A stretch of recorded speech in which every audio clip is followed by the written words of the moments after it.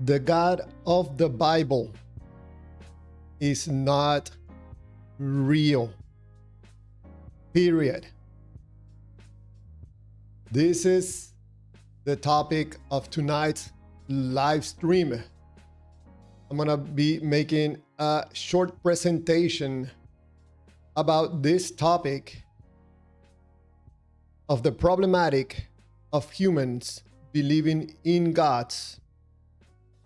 Like I say, especially believing in gods from other countries, like the God of Israel.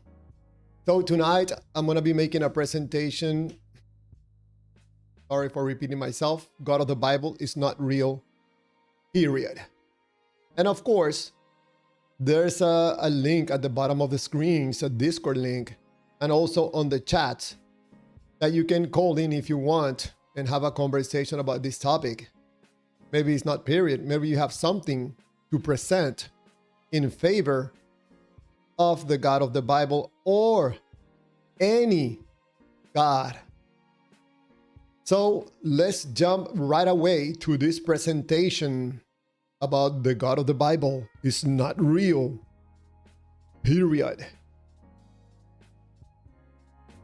Tonight, probably and most likely, instead of 3 hours, if there are no conversations taking place, I'll probably end it at 2 hours. We'll see. So let's lower the volume. Sorry for yelling. Let's lower the volume and let's go with this presentation. So for anybody, if you have a family member, a friend, someone that you appreciate, and they are involved in a scam, a cult, they are believing in an invisible entity, invisible being. They are involved in witchcraft, anything that has to do with the esoterics. Yes, believing in gods, part of esoterics. Please give him a call. Call them. Send him the link. Probably, I don't know, probably we all learned something about this presentation. Thank you for being here. You could be anywhere else watching cat videos, but you are here engaging in this conversation about humanity, about how we process information and how we end up believing in invisible entities. So let's go with the opening.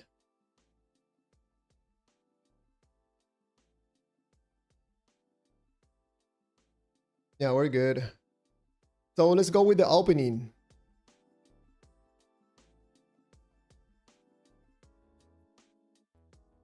Oh, let me fix some things.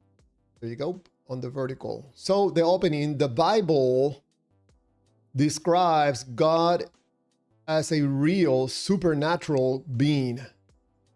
But describing or claiming that a being exists does not establish that the being actually exists. If the God of the Bible is real, there should be evidence demonstrating that. Not merely claims, beliefs, personal experiences, or traditions asserting that he is. Let's examine some of the foundations for belief in gods. Let's go with number 1, the Bible. The claim, the Bible tells us that God exists. The Bible is the source of the claim. It is an independent evidence that the being described in the Bible actually exists. A book saying that a supernatural being exists doesn't, by itself, demonstrate that the supernatural being exists. As simple as that. Just because the book says so doesn't make the God real. Let's jump to number 2 of 6 points. Number 2 is personal experience. Oh, I hear that a lot. Claim, I have experienced God. God talked to me. God revealed to me. God showed me. God told me. etc., etc., etc. The experience might be completely genuine. The interpretation of the experience is a separate matter. Someone can experience something profound, emotional, or seemingly supernatural without that experience establishing its external cause. So whenever you hear someone saying, yeah, God revealed to me or God revealed himself to me, they're most likely making it up.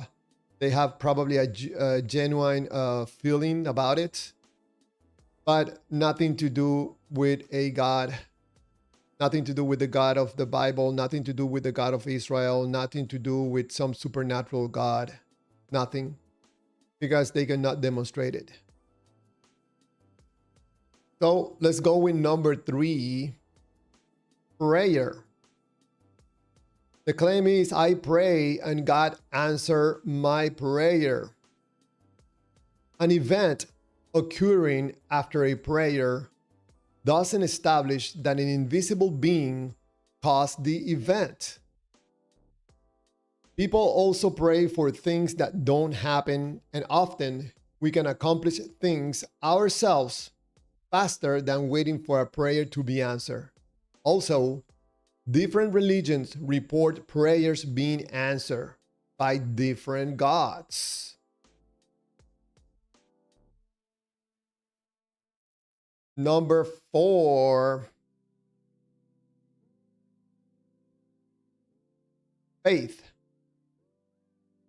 I have faith in God. Faith explains why someone believes. It doesn't independently establish that the belief is true. You cannot use belief in God as evidence for God and then use God as the justification for the belief. And this is problematic for someone that believes in invisible beings. How do you explain to that person how this thing works?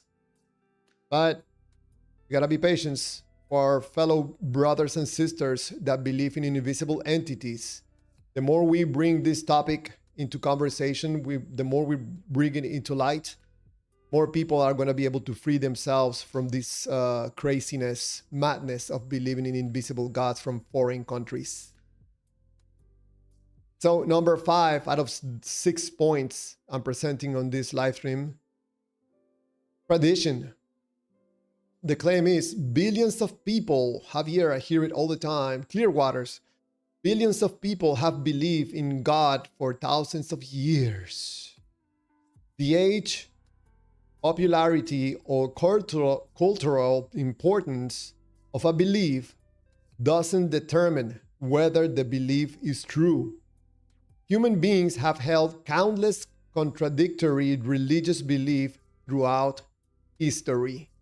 But even if you tell me that billions of people believe in the God from the book, the foreign God, it doesn't make it real. Sorry, I know, it sucks. But you keep repeating that same sentence. No, so what do you do with all these billions of people? Do you think they're crazy? I'm not going to say anything. Number 6 and final point, personal certainty. The claim is, I know God is real. I don't need evidence. Certainty is a psychological state, not evidence. A person can be completely convinced of something and still be wrong. Very simple. Very, very simple. So, in closing, God isn't providing us with evidence for God. People are. People wrote the Bible. People interpret their experiences as encounters with God. People tell us that God answered their prayers. People preserve the traditions and tell us that they are true. So the question is not whether people believe God is real. Obviously, they do. The question is, where is the evidence that comes from God Himself, or at the very least, evidence that independently demonstrate that this God actually exists? So far, what we have are people making claims about a God. And a claim about an invisible being is not evidence that the invisible being exists. So, in conclusion, my message for you, believer in invisible entities, fixing the vertical, as like always. In conclusion, there is no direct evidence for the existence of any God described by any religion. What we have are human claims, doctrines, sacred texts, traditions, personal experiences, and beliefs. But none of these independently demonstrate that a God actually exists. People have provided the claims. People have provided the explanations. But where is the direct evidence for the gods themselves?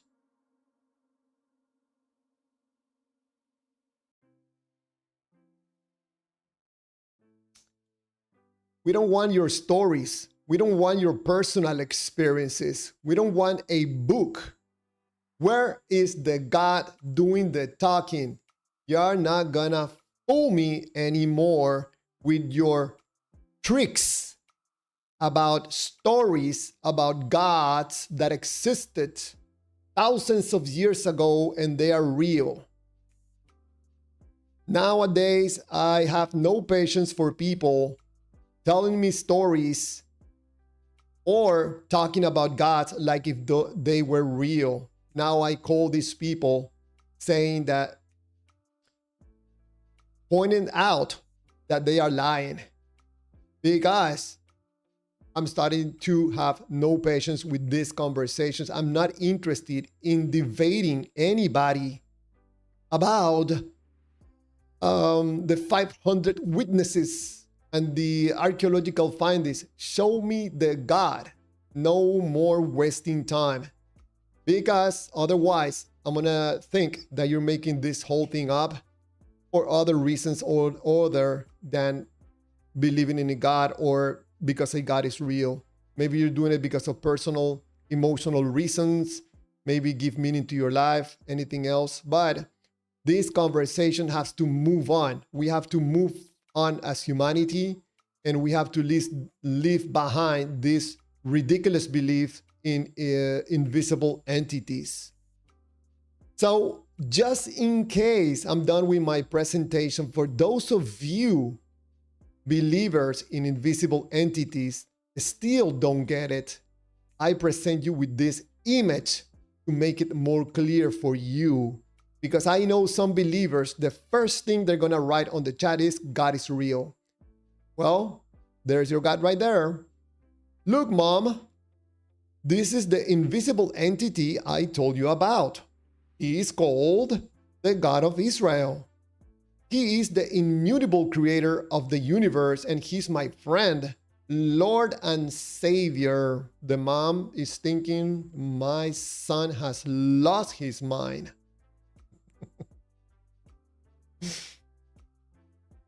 People don't tell it to your face because most people are respectful, but most people are thinking the same thing, that you have lost your mind.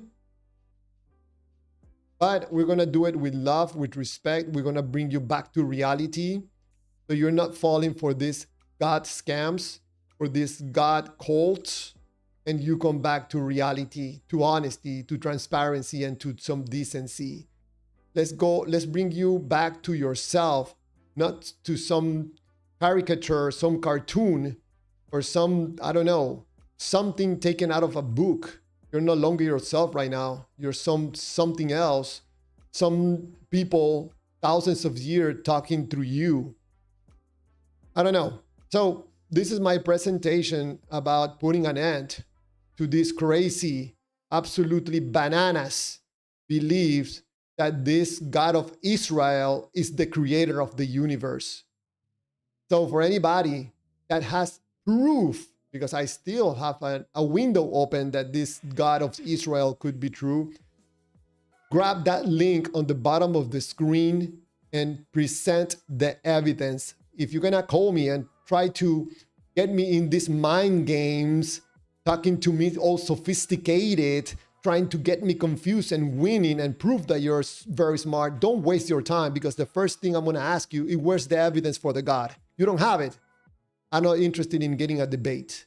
I'm not gonna fall for your foolish game about pretending to be smart. I don't wanna hear you talking and telling me, no, the plausible, whatever, thingy. No, just show the God. Show the God. Keep it to yourself, the trying to be smart. Just present the evidence for the God.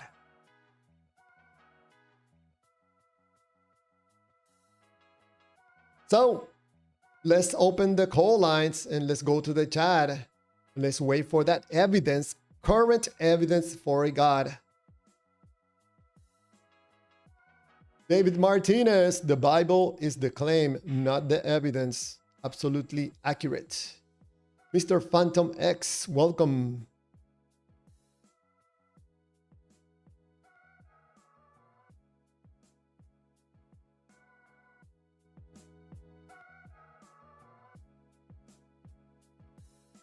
So, for anybody that believes in the God of Israel, God of the Bible, whichever way you want to call it, this is an absolute opportunity to present evidence that the God that you have been defending for so long, this is an opportunity to provide some evidence that the God is real. I'm daring anybody right now, the God is not real, period. You want to remove that period from there and you want to present some evidence? There's the link right there. Just call in. It should be very easy for you. I don't consider myself that smart, but I think I can recognize if something is supernatural or might come from a God. You can provide some evidence. These conversations about debating if the God is real, no. If a God is real, we should not be debating about it. It should be quite clear. Don't present me with information that you heard some other people swear they saw Jesus come to life 3 days later. Don't come to me with stories that you heard something, that you read something, that someone else saw God or Jesus walking on water. No. Just point to the God, show me the God, tell me where the God is. Something that tells us that you have first experience with this God of Israel. Enough with the foolishness. Enough. For those of you that are telling me constantly, Javier, why you take it with the God of the Bible? How come you don't attack other gods? I don't know. I think that you, Christian, are a smart, good person. It's just that right now you're infected with this God silliness. And I think you are going to be able to figure it out. I'm asking you for evidence. You should be able to provide evidence if you know that God is real. If you only believe that God is real, okay, that's fine. We know that He's not real. That's why you believe. So I think it's a call for honesty. It's a call for sincerity. It's okay to say you don't know if God is real. You don't know if He created us. It's also okay to say, I don't know if God is going to be there when we die. It's okay. You have never been dead, so you cannot tell.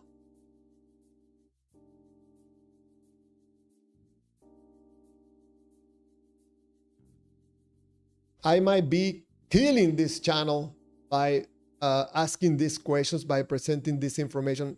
I don't care. I do what I have to do, what my system tells me to put out, and something inside of me, probably, I don't know, it's the God of some other country, is telling me, present this data, show them the truth. And what is the truth?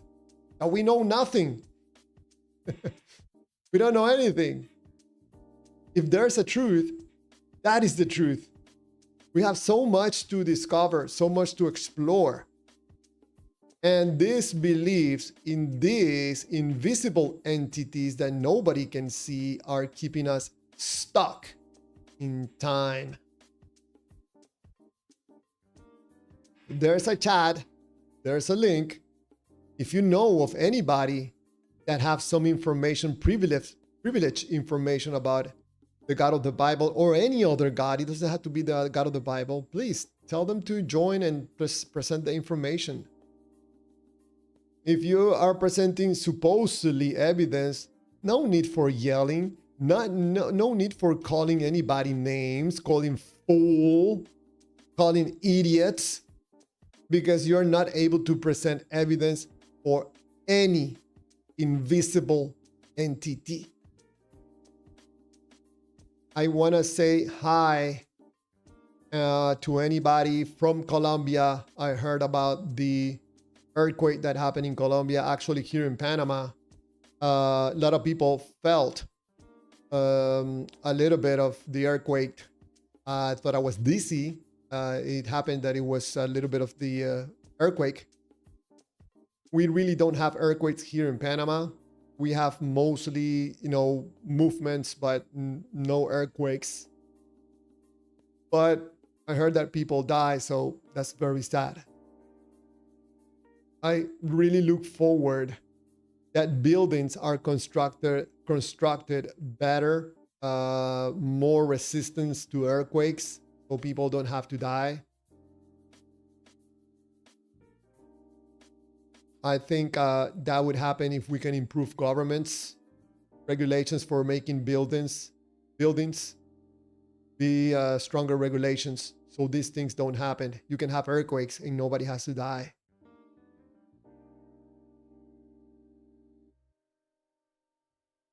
Now, still the chats, apart from David Martinez and Phantom X, nobody has presented any evidence for God. So probably maybe because there's no evidence, or maybe because, I don't know, I noticed that my vertical live stream for some reason are not being shown as the beginning. I noticed that. I don't know if YouTube is doing this on purpose. Maybe they keep sending me this thing every single day and showing it on my channel to pay for advertising. So I don't know if this is part of it, but I don't know. It doesn't make a difference. I still make the live streams and I put this information out there, and I can see that people see these videos or the shorts that I made from these presentations every day. So the word is going out. The information is going out and people are seeing it. Hopefully people review this information, ask themselves a few questions, and they can write to me on the comments, ask me questions, engage in conversations. For those of you that respond on my videos with comments like God is real, there's nothing of value for anybody in this world if you write things like that.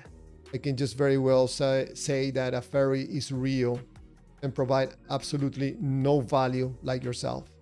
For anybody, probably for yourself, because it makes you feel good thinking that an invisible entity is real when you cannot demonstrate it. So there it is. The God of the Bible is not real.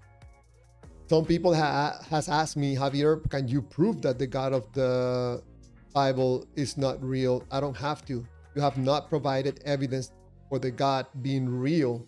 Why would I have to provide evidence for something that is not real? Very simple. Very simple. Don't make this more complicated.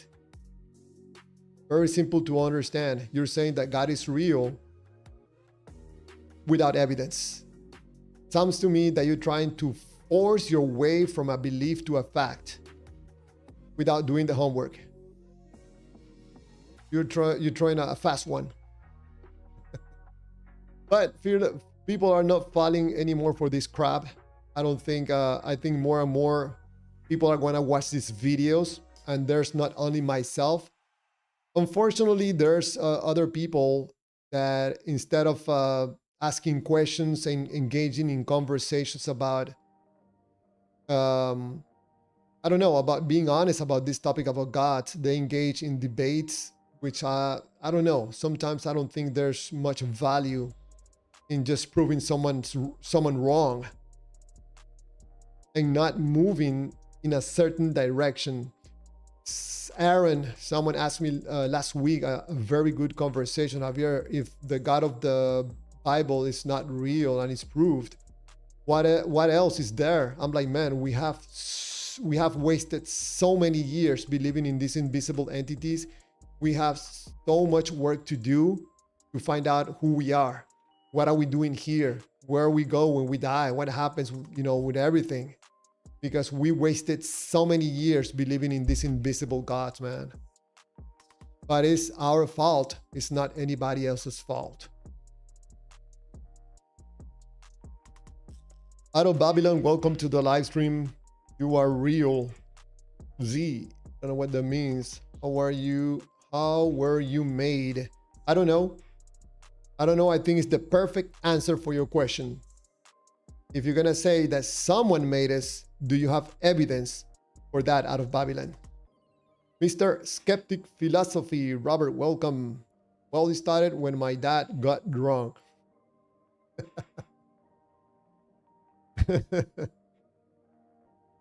Oh man, that's funny. Out of Babylon writes again, your shirt, shoes, glasses, microphone, monitor, and keyboard as a maker. You don't. I don't know, out of Babylon. If you're gonna say that an entity, an invisible entity made us, do you have proof for that or evidence? If you don't waste your time, don't waste your energy, and don't waste your saliva.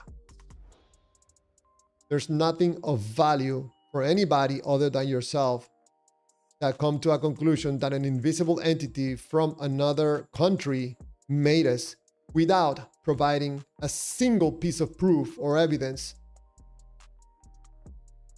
that this God is real. Out of Babylon writes, you are laughing, but that's as close to the truth as you have been, that you are God. Out of Babylon, you always say, we are God, you are God, we're God. You might be correct. At least you're not caught in something outside of time and space as being real.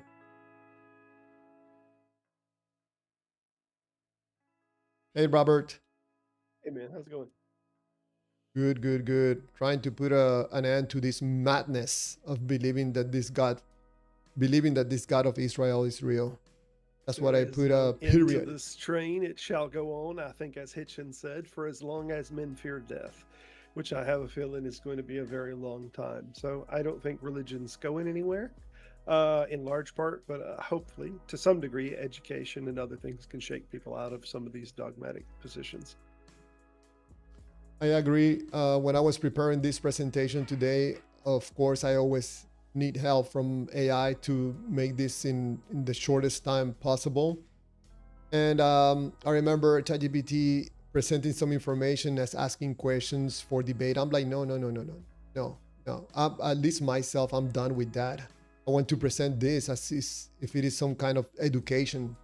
I don't hold the truth about anything, but I think my education provides more value than this crazy book from this fantasy god. Yeah, Hey, if you don't mind, I'd like to address the question in the chat about the microphone and everything like that. We Sure. have two different things here. We have emergent, what we call emergent design, or something that looks like emergent design, and that's patterns that appear whether through weather patterns or systemic pressures that happen constantly that, in some sense, look like they're super complex and designed. I'll give you a primary example. We have a snowflake. Snowflake starts its position because of the atomic structure of the water, and these things begin to freeze. As it's freezing through the different atmospheres, the water begins to diffuse in the shape of the initial starting atom, and before we know it, we have this massive complexity that has small variations along its path, and it looks super complex, and it is, and there's lots of diversity from snowflake to snowflake, and it's asymmetric, and one could look at this snowflake and say, oh, this is designed like a microphone or like some other thing, but it's not designed. A systemic pressures gave rise to this thing, and this is very likely, this is what we think, might have started the first atomic structures, started the first these kind of systematic pressures giving rise to something. That's very different than, you don't see a snowflake and say, ooh, who made this? Someone had to have made this, in the same way that you might pick one of the items that you're talking about and say, oh, this had to have been made, this had to be designed by someone. It wasn't. And there are many things, whether we're talking about orbital patterns, or several different emergent things that come about. I'm trying to think of the name of the Giant's Causeway, that do these hexagonal patterns and whatnot that are created through repetitious heating and cooling cycles, and just the thickness of the mud. So there's a lot of patterns that wind up emerging that they look very designed, but they're not designed. They're just emergent from systemic pressures. Mm. Interesting explanation. I think that's for you, out of Babylon also. Yeah. What do you think about out of Babylon continuously saying we are God? I mean, I don't know what that means. I don't feel like a God. It's to water down what it is to be, in my opinion. I mean, it's like, if everyone is a god, then, or is God, if you're going to think of it in a singular sense, then what's the distinction? Like, there's no distinction between saying everyone is the universe. Like, if everyone is the universe and everyone is God means the same thing, then what's the purpose of the vocabulary? It seems to do nothing. There's nothing practical about it. Nothing that we can use. Nothing of value. I don't see it. Hey, Professor Hissel, welcome to the live stream. Yes. Out of Babylon is asking, who else do you see? Who else? Why are you saying what agency? Like, so the thing with biological organisms out of Babylon, and even as we observe it in the fossil record, is that there's growing complexity. So the oldest fossil records have very little complexity, and then the complexity continuously grows. And when we're looking at these type of organisms that are similar to these old organisms, whether we're talking about insects or flies, even the genetic structure is far less complex than a human genetic structure, for example. So what we have is we have complexity that is continuously evolving, and more complex structures with multiple different variations wind up being more successful in an environment. It's why it's likely some of the least complex structures, such as early bacterial structures, are the very earliest ones. So what we get is, when you get something that is multiple generations down the line of complexity, then you take that highly complex thing and you say, oh, it looks like it was built. But this happened through iterations of genetic heritage. Babylon is asking, who else do you see? I guess he's meaning by that the only entities that we see is us, ourselves. But that doesn't mean that there are, I don't know, extraterrestrial beings, people or entities or whatever. I don't know. No entities, but aliens from other worlds. I don't know. That doesn't do it for me. I mean, I could say that we all are, and I know this sounds a little bit corny, because it does have a problem with a little bit of distinction too, but I think it's technically correct. We are all family. Like everyone here is family. They are all, and we can extend those branches back even further to that it extends to all of the animals, all of the, even into plants or in those offsprings. So yeah, you could look at it in that sense, but it's just there's still distinctions of species inside of that set, but I just don't think it does anything to say we're all like God. Like I don't understand what that's doing.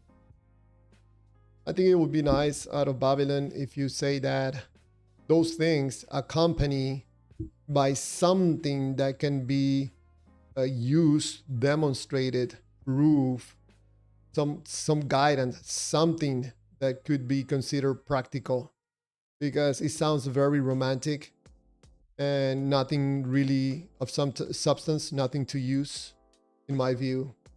It seems that you got this from some book.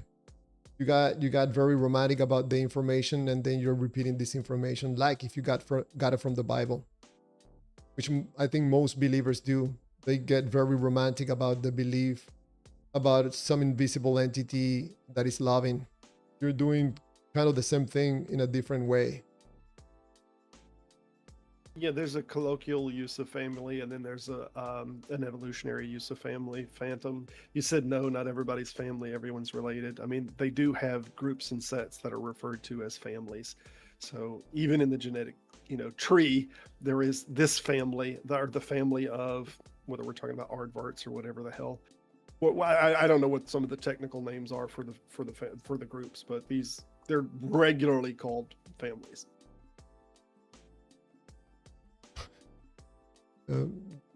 A comment from Phantom X: Snoop Dogg, being the most high, has transcended mankind. Hell yeah. Higher than Buddha. What do you think about the image that I have on the screen right now, Robert? That's okay. Yeah, I mean, I think what's weird is this is a repeating theme that has happened. Like a lot of shows, sitcoms, cartoons have covered this thing with the young boy kind of finding God, finding religion, and like making some kind of upset with the family. I think Roseanne did it back in the day. I think one of Family Guys played with it too. Chris like found religion, got very Christian, and then he was trying to like influence the family, and they're like, okay, calm down a little bit. So it's a repeating theme of this kind of thing. So I think it's great. I made a little bit of a joke, but there are families that get separated or destroyed by some family member joining one of these churches, religions, doctrines, cults. Yeah. It doesn't happen only with religions and cults. It happens with a lot of different things, but it also happens with religions, beliefs in gods, doctrines, cults, and believing in invisible entities. So I don't think this image, cartoon-like image, making a little bit of fun, is not too far from reality happening in homes around the world, probably at this moment. I had a few friends that changed entirely, going to a trip, going to a church, and coming back another person, and not necessarily a good person. Yeah. I can't say anything because I was probably insufferable whenever I I stumbled onto this in my teenage years, and just like the kind of sitcom storyline of becoming deeply fundamentalist, and the family's like, okay, come on, tone it down a little bit. But yeah, I mean, nobody discouraged it, and they're like, oh, let him explore his path and all. But yeah, this is very reminiscent of something that happened to me. I remember the story you told me about the... Yes. I don't want to repeat it, but... Ouch, it hurts. It's embarrassing, but you know, get it out there. You make your embarrassment your armor, so No, to no, no, speak. no. I think you're a very good person, Robert, to speak in these matters because you have been on both sides. So you can Yeah. speak with authority. Uh, I saw your video, your live stream yesterday. I saw most of it. I saw quite interesting information. Which you could I could hear you more you talking. And it's not that doesn't provide. They give really good information. The panel, mhm. but man, when you talk with authority, and I don't know if I'm wrong, but more people would like to hear you talk. Sometimes you would start talking something and someone interrupt you. I'm like, man, what was he gonna say? What was he gonna say? And then you pick Come up on. again and you talk about something else. I'm like, man, okay. But most of the time I'm listening. I'm not chatting with anybody. But Well, I appreciate you. really good information. Thank you for stopping by. So out of Babylon, Styles P might have something to say about it. Out of Babylon writes, and everyone is family. If there is one God, and we are all brothers and sisters, then the question should arise in you in simply what's really going on here.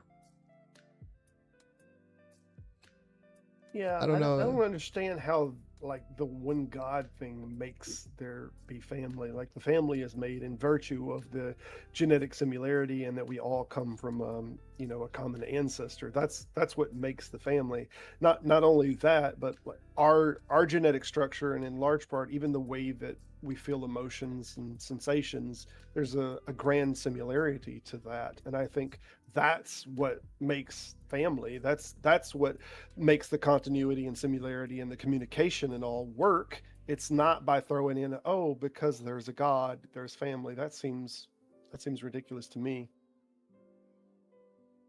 Yeah, it seems to me that out of Babylon pick up some stuff from here and from there, and he's putting something together by himself and still has not polished what he wants to present.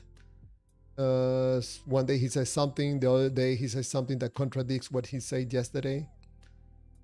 I don't know. I'm glad that out of Babylon at least is presenting information, presenting views, and giving opinions. Skeletora, welcome to the live stream. Being God doesn't mean you are not bounded by decency. Might doesn't always make right. Interesting. David Martinez, theists are afraid to debate Robert. Robert had receipts, especially with that debate of last week, mini debate. I've had some good conversations. It really depends on whether it's going to turn into a debate. Depends on the position that they take and how, you know, I try to play it by ear. I don't generally get roused at too many concepts, but some have crawled under my skin before. But that's, dare I say, more. I ran into secular Quranism or ideals like this that we should have some kind of Sharia law or something. That can get me roused up a little bit. But for the most part, I'm pretty calm about these ideas. I've engaged with them a lot.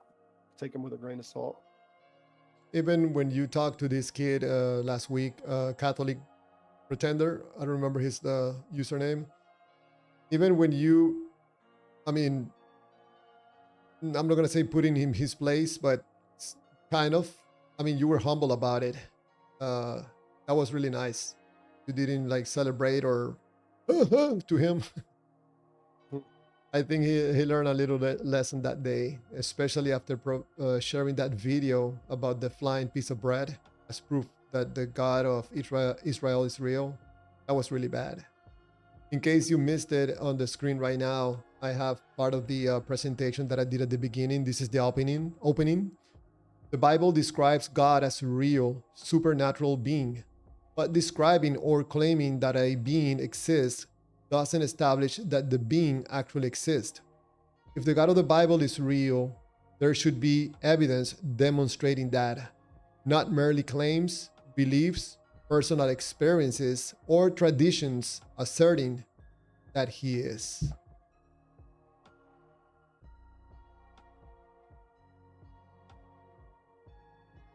Out of Babylon, he sounds nice and intelligent, but the things he's versed in his deception. History is a lie. We live in cycles of the rich ruling over the poor. Yeah, that's just like this emotional lensing thing. Like there's these things that upset somebody emotional, so everything seems to have like these emotional connotations that are connected to them. So in his particular thing, he sees there's a big class division, and everything's kind of seen through that lens. Um, yeah, any time, whether you have a chip on your shoulder or whether you have, and I don't mean to just class it out as that, or if you have some group that you're angry with, you're frustrated with, you have some woe with you, like that's a distortion of the lens a little bit when we're trying to just look at things epistemologically and just see like what are the facts involved here.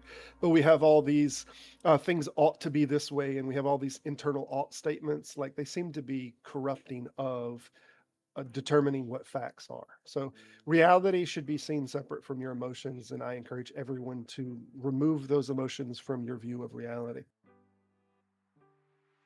Yeah, I think it's a bit difficult to remove all the emotions, in my view, to be honest. But you can keep them in check, so they don't take the best of you when you're trying to analyze information.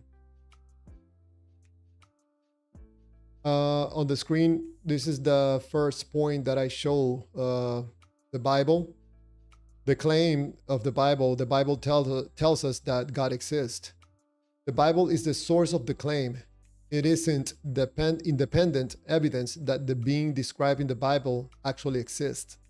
A book saying that a supernatural being exists doesn't, by itself, demonstrate that the supernatural being exists. Or, this is for believers in invisible entities.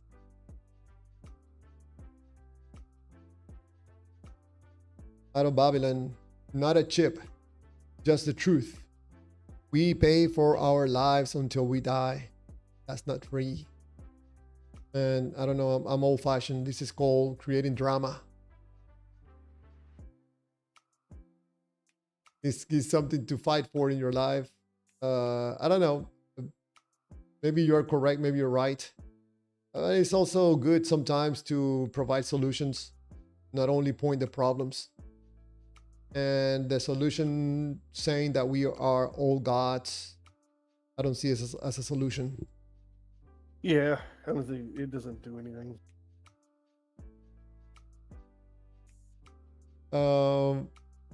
Number two, I mentioned personal experience. Man, I heard this a lot. The claim is that I have experienced God. God told me, God showed me, God revealed to me. The experience might be completely genuine. The interpretation of the experience is a separate matter. Someone can experience something profound, emotional, or seemingly supernatural without that experience establishing its external cause.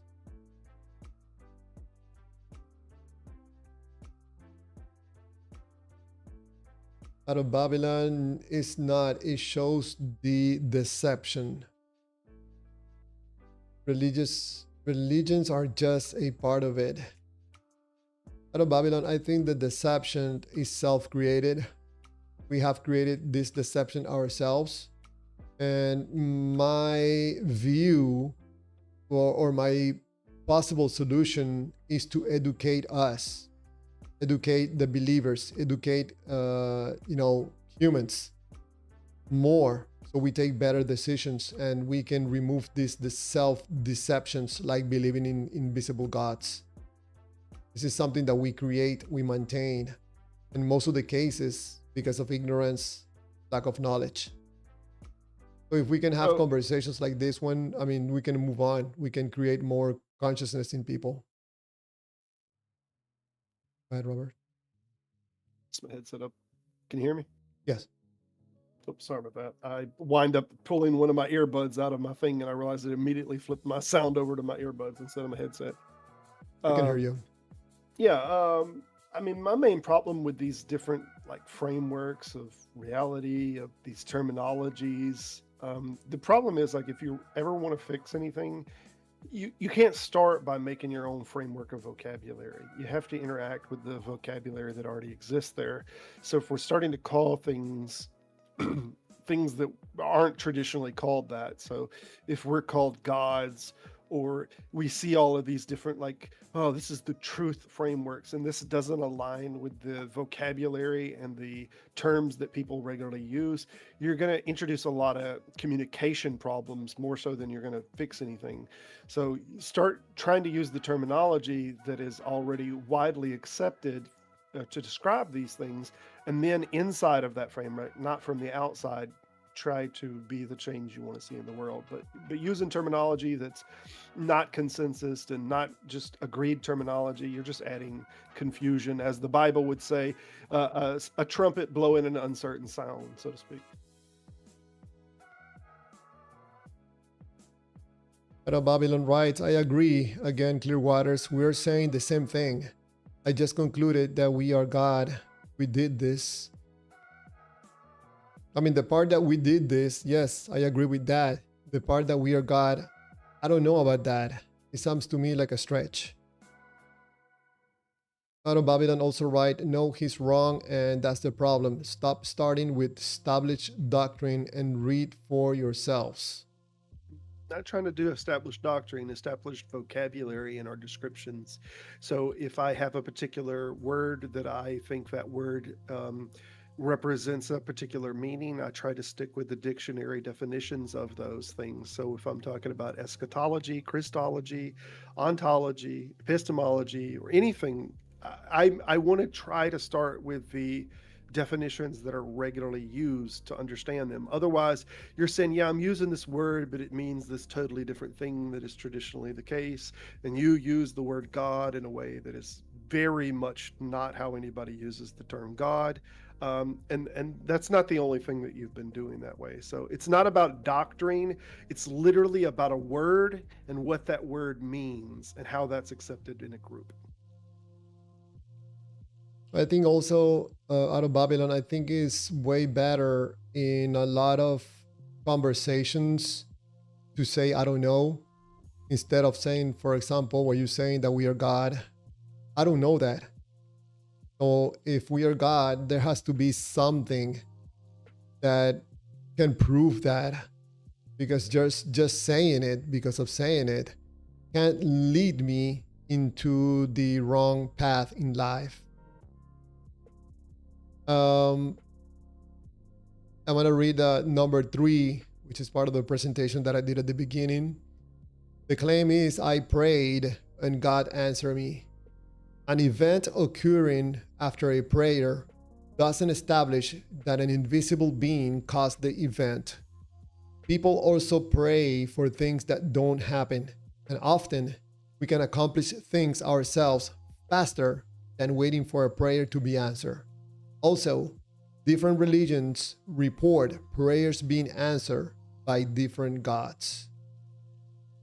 So basically, don't get excited because supposedly your prayer got answered. Especially if you're asking for a Lamborghini and you got a Lamborghini.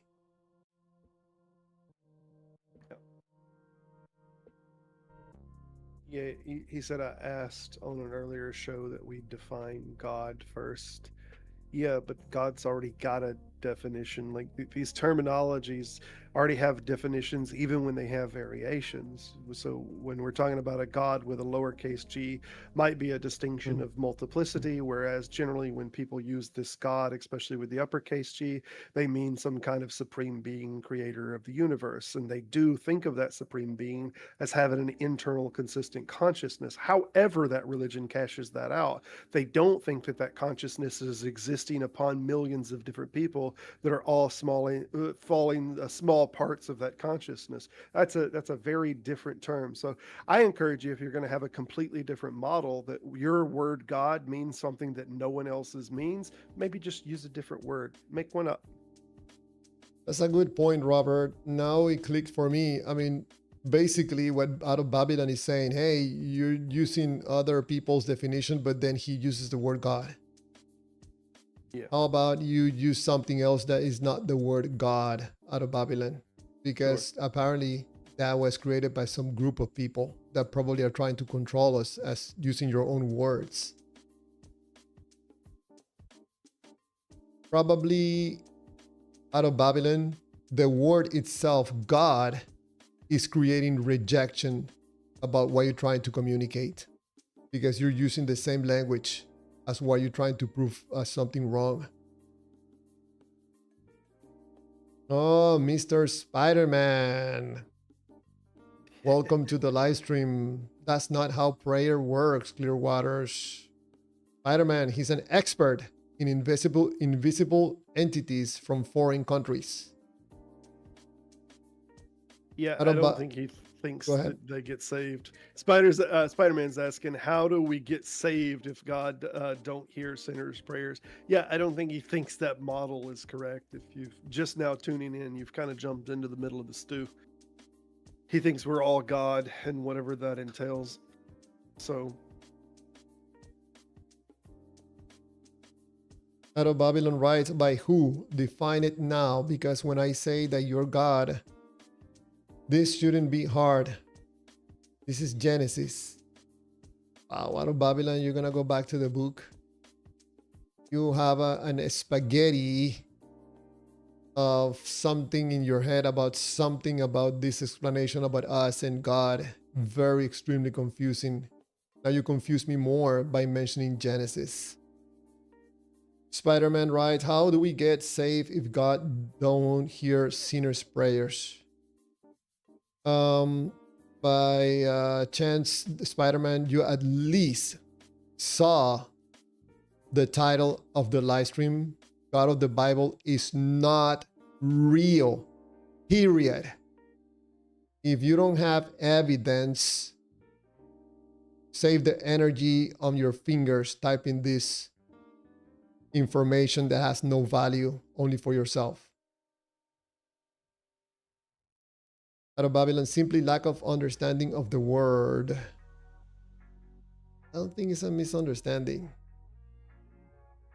the word, I think that's hilarious that he acts like we're the gods. There's not the singular God, but he still talks about the word. Like these are all just conceptions of people, right or wrong. They're conceptions. Chuck McNorris is clarifying to Out of Babylon, God is the Anglo-Saxon word, all Old English. Spider-Man, he's not real for Clearwaters and not for yourself. Otherwise, you will be able to provide any evidence for the God, but you don't have any. Romans 1, welcome to the live stream on the vertical stream. You always join the vertical. Waters, who would think to write a book where a God took on the veil of humanity and died a cruel death? Romans 1, I think it's time to have a conversation with you. You know, the God of the Bible is not real, my friend. Period. If you're gonna believe because of assumption, you're assuming things, I think it would be better if you can demonstrate, even to yourself, some kind of evidence or proof that this God of the Bible is real, which you don't have. Otherwise, you will be presenting it, not presenting some information that you, I don't know, by deduction, believe that the God is real. I don't know if the correct word is deduction. Assuming, I'm sorry, I'm assuming. Well, if the word's not important out of Babylon, then why keep using it? Like by your own confession, it's not important. And like when you pull the Merriam-Webster or any dictionary definition of God, like that's not what you're talking about. So if it's the word's not important, here's an idea: stop using it. I think Romans what's 1. going on is you're using the word because it tries to give weight and brevity to your position, and that's a false weight and a false brevity. People always try to operate with some kind of authority marker, and they, when they get to throw this God thing or the word, there is this sense of imbued authority with what it is that you're saying, and there's no authority there. You're just a human speaking just like we're speaking. Spider-Man writes, yes, he's very real for me. Thank you, Clearwaters. Don't speak for me, please. Yeah, Spider-Man, the God of the Bible is very real for you, or feels real to you. That doesn't mean that the God is real, and the God is not real, period. End of conversation. Romans 1, Waters, everything you're doing now is being recorded. You will be judged. Romans 1, everything that you're writing is being recorded. You're going to be judged by yourself when you realize that this whole thing is made up. You're going to feel silly, like most of us feel when we look back at our lives when we were believers. Romans 1 also writes, he's so very real. Maybe for you, you believe that, but you have no evidence whatsoever, Romans 1, to demonstrate that this God of Israel is real. End of conversation, period. Unless you have any evidence, something that at least we can entertain as possible evidence for this God.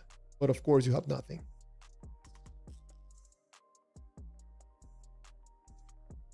Number 4 that I presented on the live stream, on the presentation, the claim, I have faith in God. Faith explains why someone believes. It doesn't independently establish that the belief is true. You cannot use belief in God as evidence for God and then use God as the justification for the belief.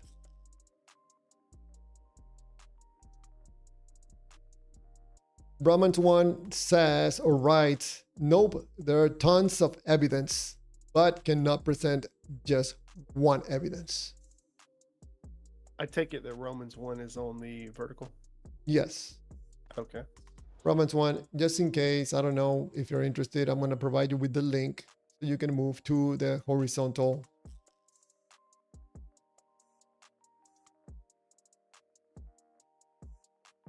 Just in case.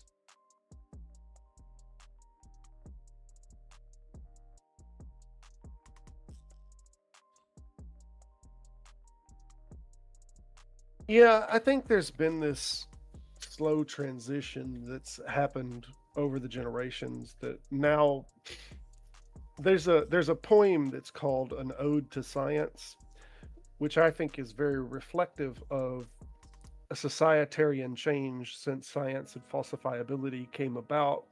Many of these different myths and things that we've held on for thousands of years slowly begin to crumble and buckle under the weight of people asking for criteria for things. And I think as that happened, slowly but surely, more of these propositions that people tried to keep alive, they started couching them farther and farther away. I don't think you'll look in the, even Eusebius writings or any of the 4th, 5th century, 6th century, you're not going to find anybody that talks about God being outside of time and space. But as education grew and people become more, needed some kind of standard, the vocabulary grew that, God is more and more distant and more unfalsifiable. And I think this happened in like every culture or everything that they tried to keep alive. It's like when you climb to the top of Mount Olympus and you realize that the gods aren't there, then what do? Well, you say, well, they're metaphorically, the mountain was just a symbol, right? And you just keep making them in this more abstract manner. And that seems that's now what we got, to the degree that when we ask for evidence, that people just tacitly, we know that there could be no evidence in the physical sense because we've already made him so far outside of the physical domain.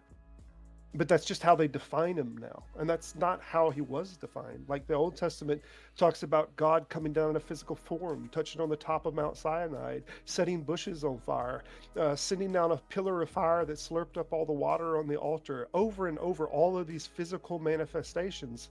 And now when we ask for any kind of evidence, we're told, oh, well, God doesn't work that way. It's like he got shy when cameras came around.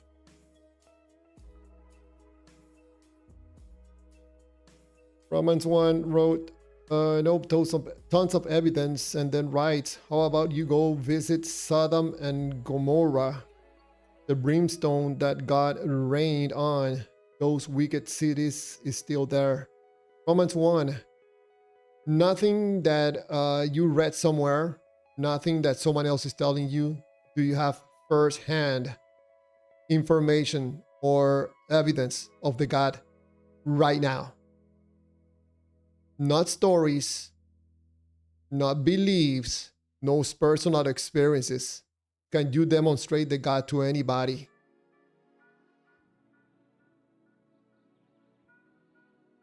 Spider-Man says the Clearwaters is very angry tonight. I'm always angry, especially when I have demons inside of me trying to get you and deceive you.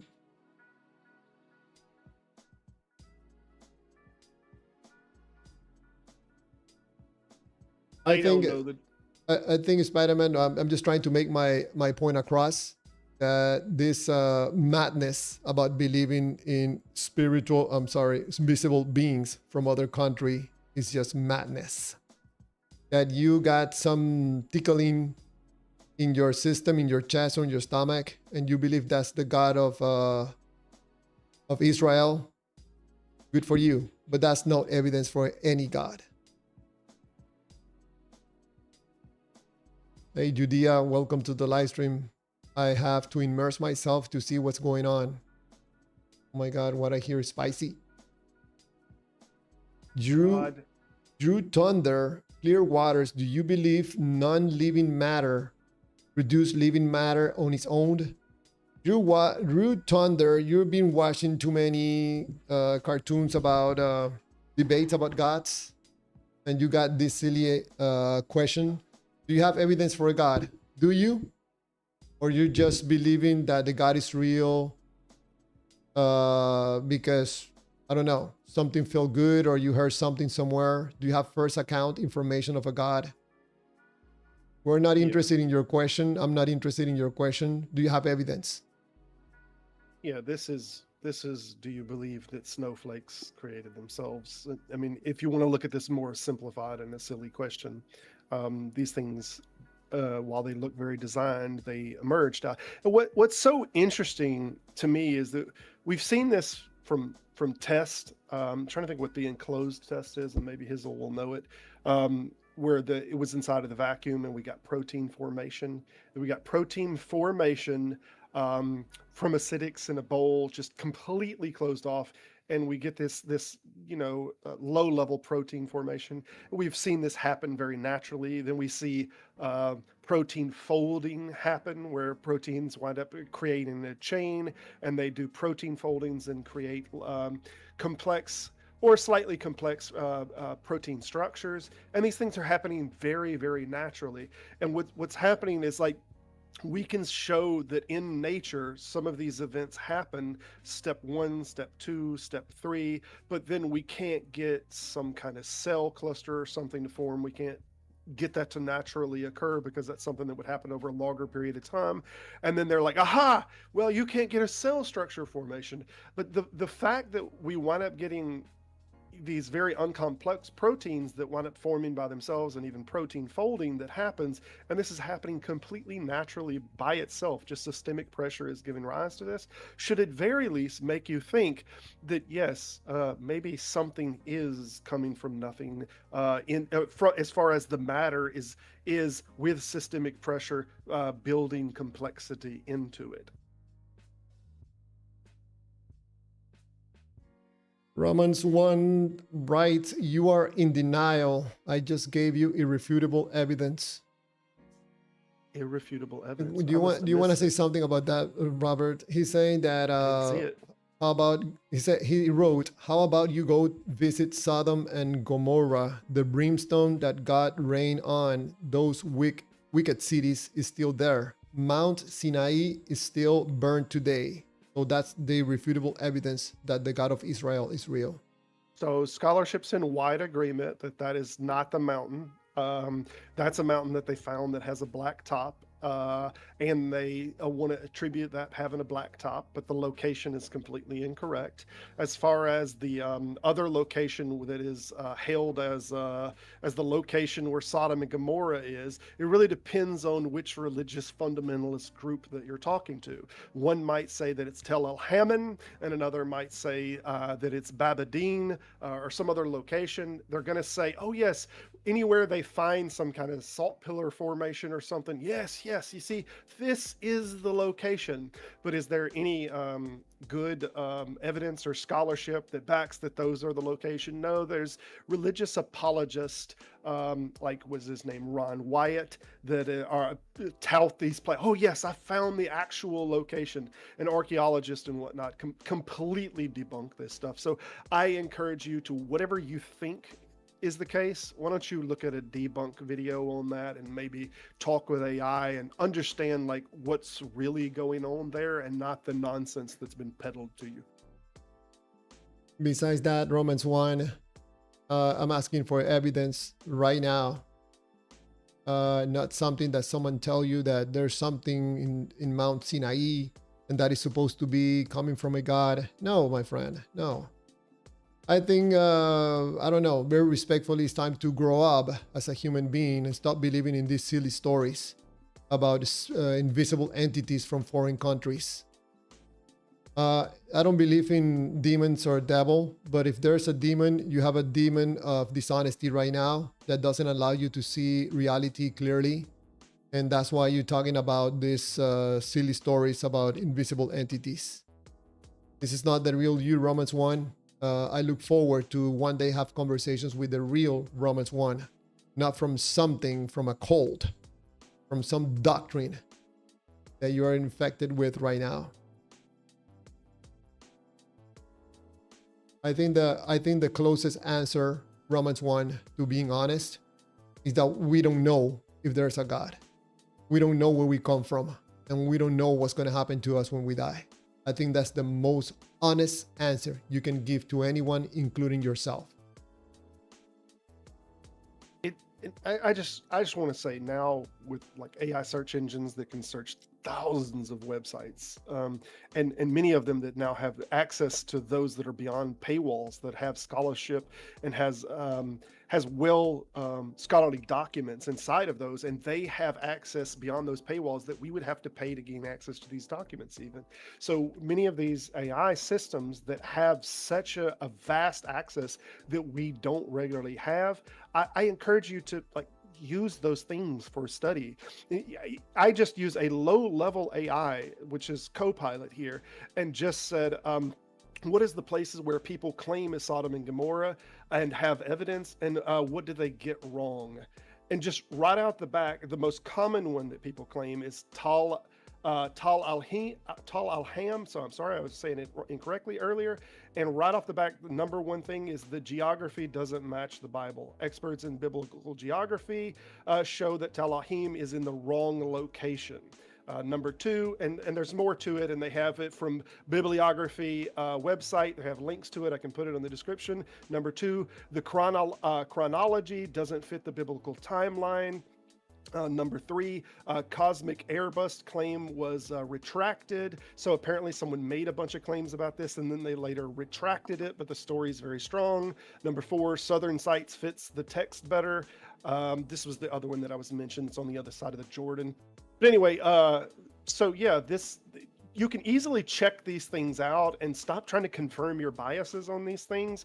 But I think as you look into every one of these claims that you use as a foundation to support your proposition, when you begin to evaluate that claim and the foundation that you're building on, it's not strong, it's super weak. And the authorities, archaeologists, and the scholars that study these things, they don't think it means what you've been sold it means by apologists.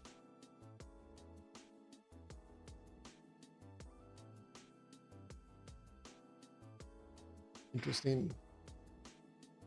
Part of the initial presentation as a number 5 point, the claim billions of people have believed in God for thousands of years.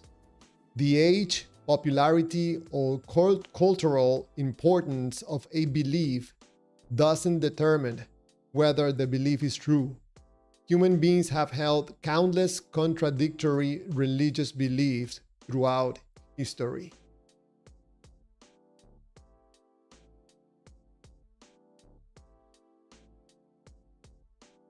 Yeah, not only that, but that we're constantly adjusting when prophecies or something that are seen as prophecies don't line up with what we thought for thousands of years. It's a super weird phenomenon. I'll give you a primary example. Is there's a verse in Revelations that talks about a statue coming to life. And many modern apologists are now saying, well, this makes sense in the age of AI, right? This is some kind of robotic thing, that it's not a real person. The person that was seeing this could only perceive it as a robot, right? Or they can only see it as a statue that was coming to life. So now this is the lens through which they interpret this imagery to be the case. But for thousands of years, every different culture had a different explanation for what this text meant inside of their own time.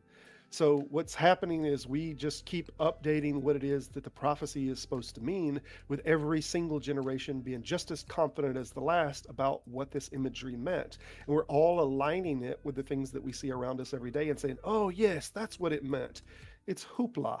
It didn't mean any of that. You should have understood it inside of the context of its time, not in the context of your time.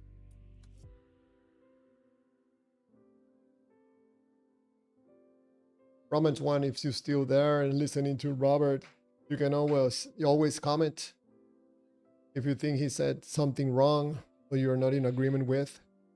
For anybody that is listening to the live stream and is driving right now, your car or your truck on the road, thank you for listening. And please don't chat and drive at the same time. Be safe.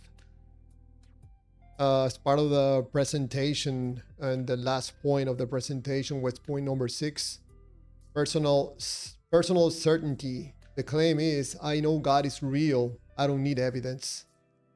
Certainty is a psychological state, not evidence. A person can be completely convinced of something and still be wrong.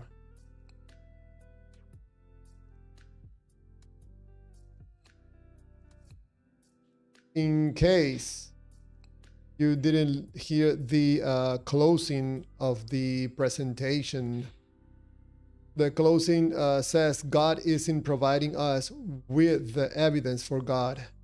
People are. People wrote the Bible. People interpret their experiences as encounters with God. People tell us that God answered their prayers. People preserve the traditions and tell us that they are true.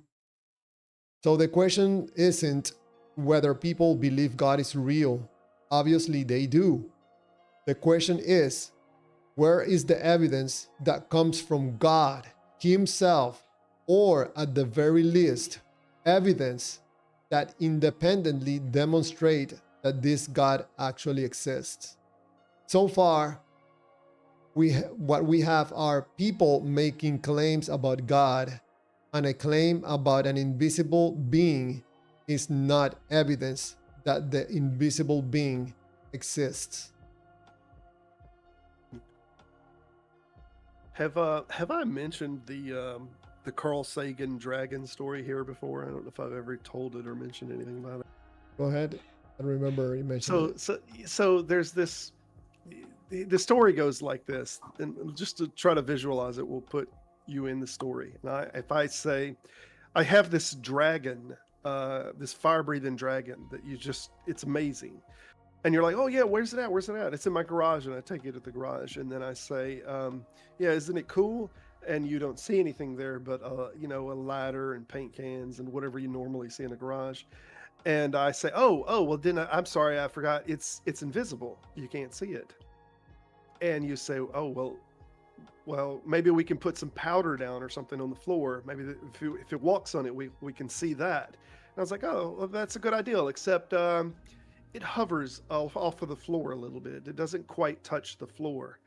And you say, okay, what if we throw some paint on it, maybe, and then we can see that. And I say, well, yeah, it's not tangible to physical objects like that. The paint would just go right through it. It wouldn't stick to it. And we can do this scenario over and over. It's this kind of thing is you're putting the thing that you're defining as outside of the scope of falsifiability. Every time I ask you a question in a way to validate the thing, that you're moving it a little further.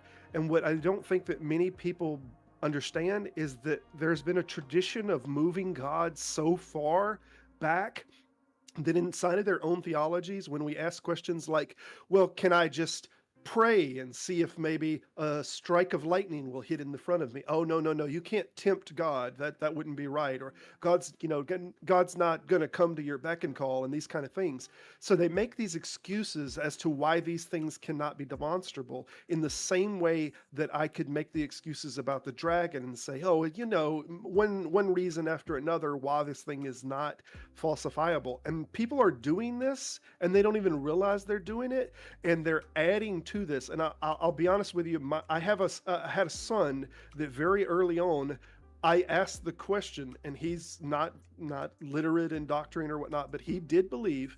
And I asked him, why is it that we can't see God? And he says, because he doesn't know any apologetics, he says, there's an invisible shield that's like blocking us so that we can't see it.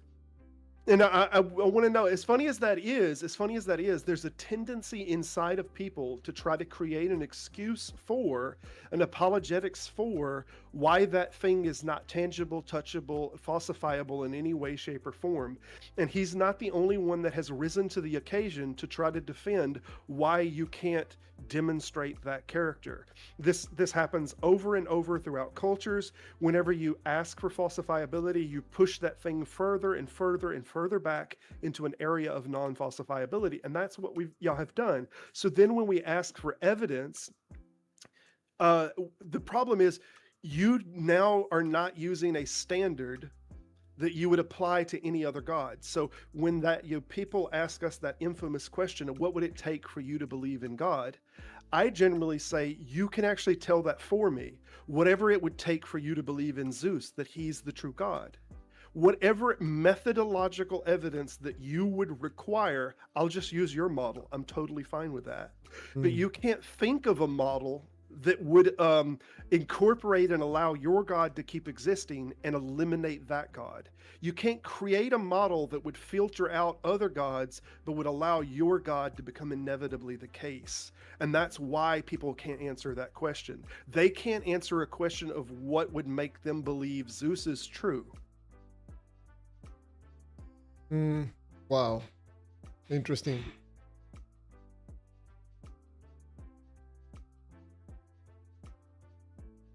Interesting. That's why I like when people insist in presenting the idea that God is real.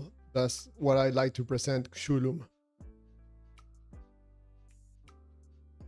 And ask the question, how can we determine which God created the universe?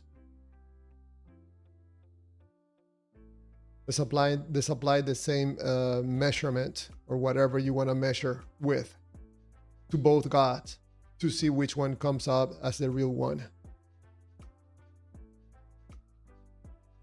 In case you missed, the conclusion of the presentation was, there is no direct evidence for the existence of any God described by any religion. What we have are human claims, doctrines, sacred texts, traditions, personal experiences, and beliefs. But none of these independently demonstrates that a God actually exists. People have provided the claims. People have provided the explanations. But where is the direct evidence for the gods themselves? Or in other words, in case you don't understand it as a believer, and you don't want to understand it, evidence for God, supposed evidence for God, is being presented to you by other people, not by God. Not by any God. It's always by other people, especially by people that are making money, presenting you with the idea that the God is real. Yeah, there's this weird argument that now gets done as to why God wouldn't physically show these things, and the suggestion is that God doesn't want to, infringe on somebody's free will, so he wouldn't do that. But he didn't seem to have a problem with the prophets in the Old Testament when the pillar of fire came down to prove that he was the one true God. Like, he didn't mind messing with their free will on the subject at all, apparently. Hey, James, hi. Who are you in YouTube, if you don't mind?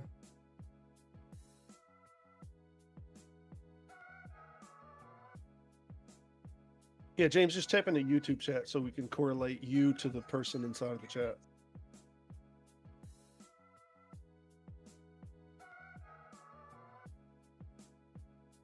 James, if you can hear me, if you can let me know who. Oh, he just said it. It's Drew Thunder. Oh, okay, perfect. Let me unmute Fantastic. you. Hold on a second.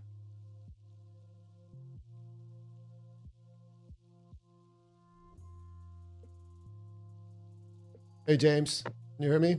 Hey, hi all. How are you? Good, good. Hello, Yourself? Doing good. Doing good. Awesome. Do you have a question or something that you want to say or provide evidence for God? I think asking evidence. Do you think that that's what a Christianity is proposing? Like what does evidence mean for you?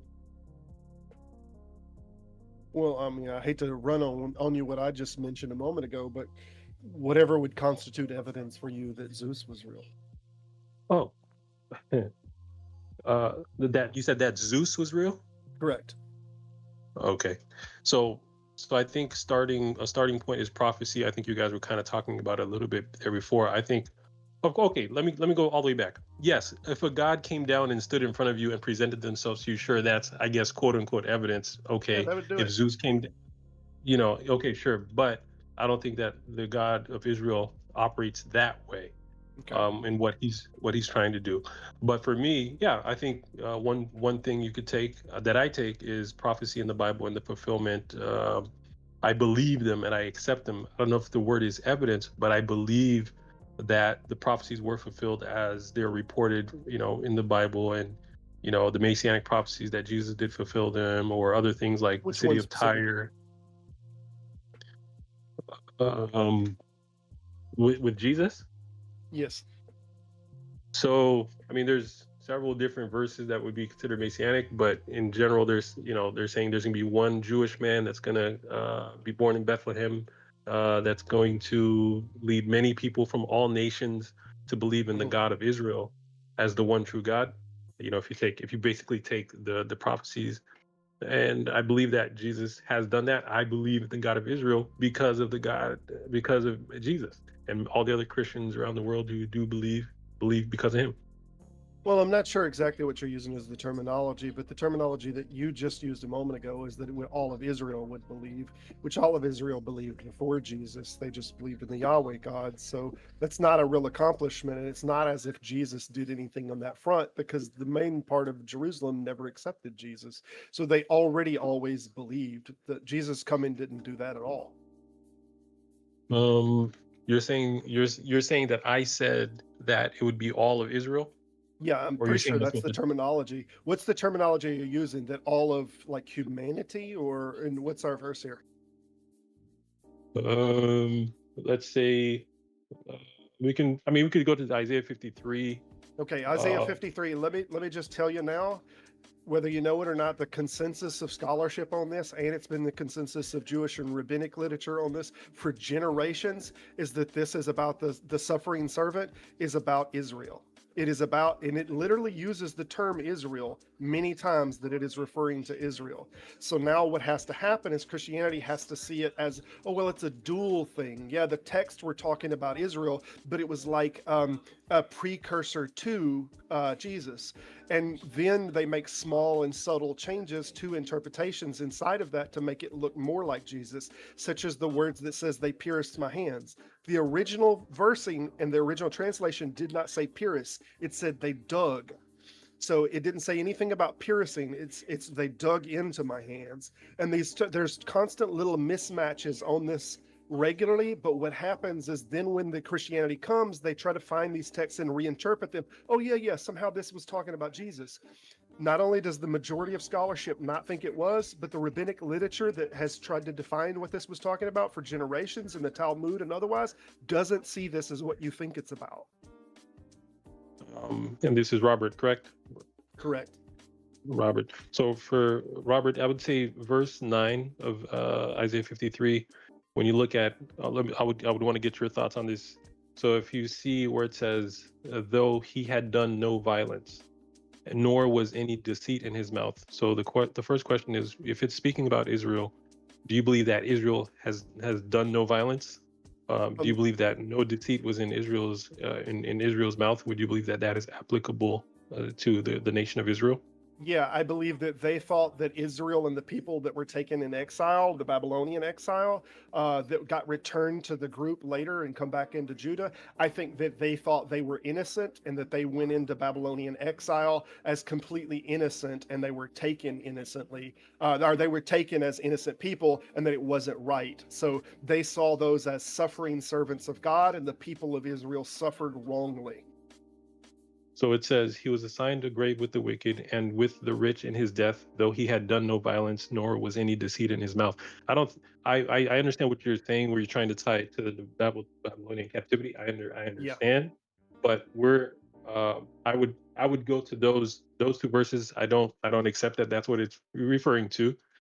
Whatever they don't qualify. They have done violence and there has been deceit in their mouth, and so I don't believe it's applicable to Israel for that reason. So there are people that study this in its original language, James, and their scholarship that is well-studied Hebrew and the LXX, which is the Septuagint of this, is the Greek version of this. And I think after it being very well studied, I think you can easily do a Google search to see what the consensus of scholarship is on Isaiah 53. And I think you'll quickly find that it's an overwhelming majority that doesn't think this was about Jesus. And I encourage you to read and understand why they don't think it's about Jesus. If you understand why the scholarship says they don't think it's about Jesus, then I think you'll be a lot more enlightened. Yeah, I know that a lot of Jewish people don't believe Isaiah 53 is talking about Jesus. I understand that. I'm not talking I about understand Jews. that a lot. And I understand a lot of Jewish scholars when they talk about Israel. And yes, I hear what you're saying, that maybe there's other non-Jewish scholars that would say it is about Israel. I'm just saying they'd have to give a really good answer. And I understand the answer you just gave. I don't think it's sufficient.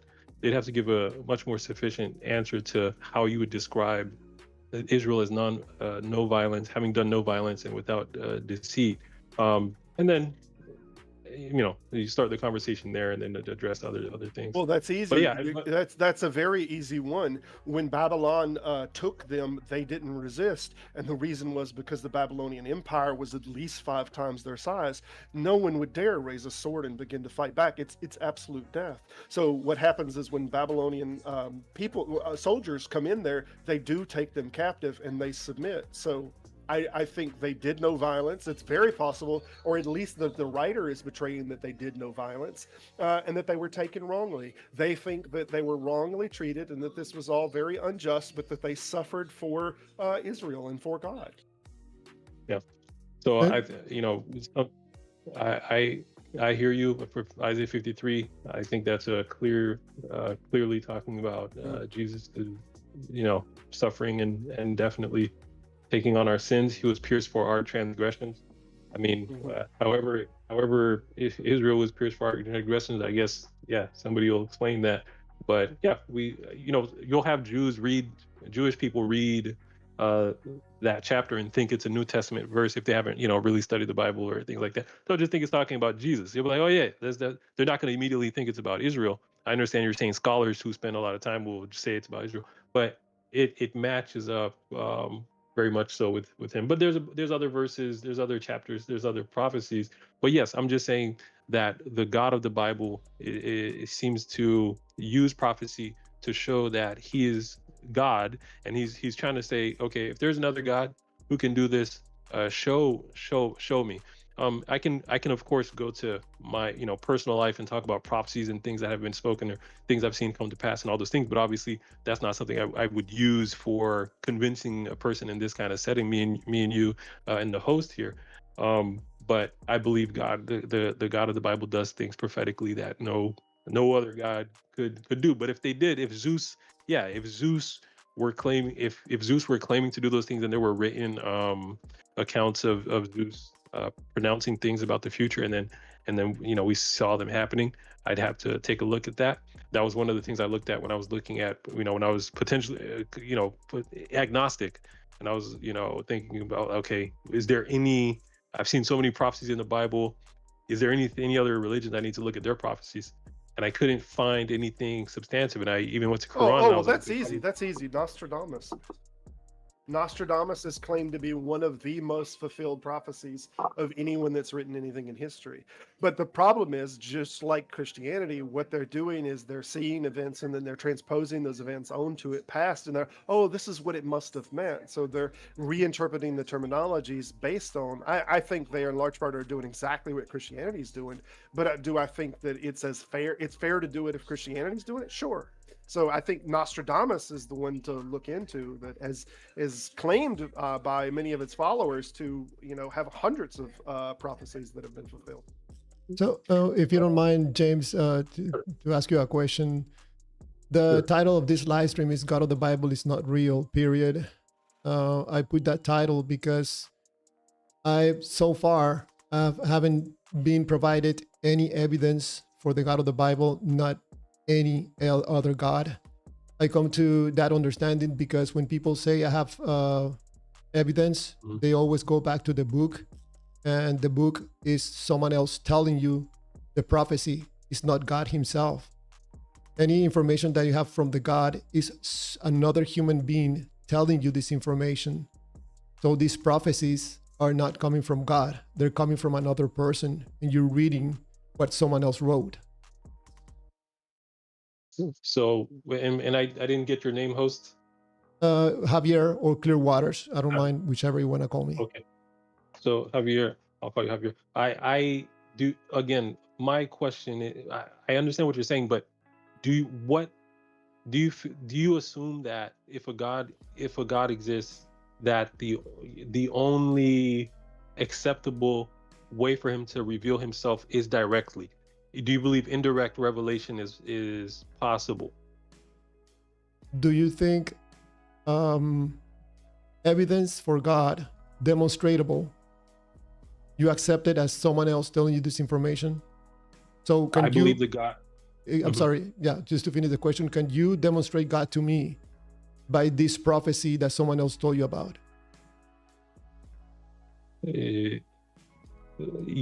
Yes. So when I say demonstrate, when you're saying demonstrate, I don't think you can say evidence as in like a court case evidence where it's 100% proof. So for example, if I come on the scene after the fact 100 years later and it's written about, but there's been a long tradition of people that have accepted it, I make a decision to believe it or not believe it. But for those people who were standing there that day when it happened, for them you would say, okay, they saw the prophecy happen. You're saying that once it's somebody retelling it, you're saying that that's where you don't believe that it could be any kind of evidence for anybody after the fact. That's what you're saying. So believing that the God of the Bible is real, I'm okay with that. That doesn't mean that the God is real. So we don't have what you just suggested either. There's no examples of that. We don't have any firsthand accounts that say that they saw the resurrection. We don't have any like Matthew. I'm sorry, I encourage you to look this up, but the scholarship is pretty clear on this too. They don't think Matthew's written by Matthew, Luke by Luke, John by John, and so forth. We think some of the letters were written by Paul, what we call the uncontested letters, that they believe the things are matching as far as the terminology, the wording, the sentence structure, that one writer wrote like 5 of those letters, and they call these the uncontested Paulinian letters, but the rest of these, they're pseudepigraphic, and we don't think they were written by that person. So I think the overwhelming scholarship is that no single person that has put in pen to paper that we have possession of ever actually saw Jesus. And even if Mark really was Mark, even the text don't bear out that Mark ever saw Jesus. Mark was a later follower of Peter, so he wouldn't have met Jesus anyway. So there's no firsthand account that you're referring to. Well, okay, so when you say firsthand, so Isaiah, so you're saying a Christian shouldn't understand that Isaiah. I mean, I know you're gonna go to who wrote Isaiah, but if it's the claim, if the claim is that Isaiah got the revelation from God directly and wrote it down and spoke the prophecy, or Micah, or any of the other prophets, Daniel, whoever, they got it and wrote it down. You're saying that. What are you saying is not firsthand in that sense? That's still that's watching still, it being fulfilled. Yeah, that still falls into the category of someone else telling you that the God is real. Okay, but for Isaiah, if for him, or whoever's in the living at the time that this is fulfilled, you would say that person has reason to believe if it's fulfilled in their presence. If someone says in a later generation, though, not that person that was there, says, yes, this thing was fulfilled, but they weren't present whenever it was fulfilled, then by what criteria are you saying that it was fulfilled? It's secondhand saying it was fulfilled before I was born, before I ever seen any, but I believe that it was fulfilled. That's what I'm saying. Okay, but you're saying, yeah, if it were fulfilled in the presence of the person that is claiming it, you'd say they'd have the reason, but nobody else who comes after or who's told about it. But you're saying that first person, right? Especially if the writers who are framing it they're very aware of the Jewish text and they're trying to make the things align with the Jewish text to say, oh yes, as it was fulfilled that my son shall come out of Israel, which was a misinterpretation of another text that Matthew wound up doing. So they already have well knowledge of, and now they're writing in 90 AD, many years after Christ. And now they're writing in a way that, oh yes, this thing we're connecting him back to things that were said in the Old Testament, therefore it's fulfilled. Okay, does that make perfect. sense? Okay. So let me ask you this question. Sorry, if I get off track, please let me know. But if, let's say the Jews today are still waiting on the Messiah, right? Based on their Old Testament scriptures, they believe the Messiah has not come yet. Okay. Now, when the fulfillment, there are parts that even Christians would say are not fulfilled yet. But are you saying that nothing that Christians believe the Messiah, Jesus, has fulfilled, you don't think that would show up in the quote unquote Messiah that the Jews, if he were to appear later on, that they would that any of it would match up? James, I'm not exactly sure what you're saying. If in my point of view, James, you're going back to information hundreds, thousands of years ago from other people. And you're also going in the future. I don't want to be insistent, but do you have any evidence right now that the God of the Bible is real? Especially, it will be interesting to understand if you have anything that you can demonstrate that this God is real right now, or you're just basing your belief or your conclusion on the information provided by other people. I would love to rise to your defense on this. I'm gonna be honest, because Javier, I think he's trying to develop a methodological standard by which he would consider it real. And if a prophecy is being fulfilled in whatever sense that we can, validate that, then that to him would be evidence. And I to some degree I would agree. I just don't think that the scholarship thinks that a lot of these terms that's what they're talking about, and they're very ambiguous, and that they don't say this. So let me give you just 3 that are from Nostradamus that I mentioned earlier, and you tell me how solid you think these are. The Great Fire of London. Let's see. His quote was, "The blood of the just will be lacking in London, burnt up in the fire of 66." Then later in 1666, they had the Great Fire of London that burned a large part of London down. Then he's another one of his is the death of King Henry II of France. He says the young lion will overcome the older one. He will pierce his eyes through a golden cage. And then let's see, Henry II died in a jousting accident when a lance splintered through his helmet, through his face mask, into his eyes, and he died. And this is just a few. So there's a lot of people that see these, and I think these. I misspoke earlier whenever I said that I think they're as equal to the Christian. I think these are better. Honestly, I think they're better than anything I've seen in Christian texts. Does that mean that I think Nostradamus was like he was following the truth, man? No, I think that a lot of these are coincidental, and I don't think that you would take this and say, "Oh, this is true. This is proof that Nostradamus was really he was in the right path." Right. No. I don't. However, I'm trying to think of, if you're stating a year, if 66. I'm trying to be generous. I'm trying to think.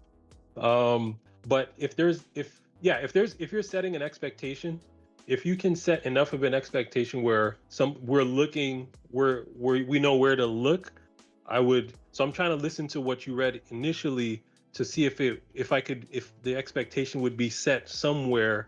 I think, if you set a year, that'd be pretty interesting. Whoa. No Christianity has never set a year in anything. So why are you moving the goalposts? Like, you're believing that these things fulfilled prophecy, but literally there's no year that's ever stated for prophecy fulfillment in the entire text. So Yes, why would that be a requirement? It's not that it's a requirement. I'm just saying I'm trying to be generous to try to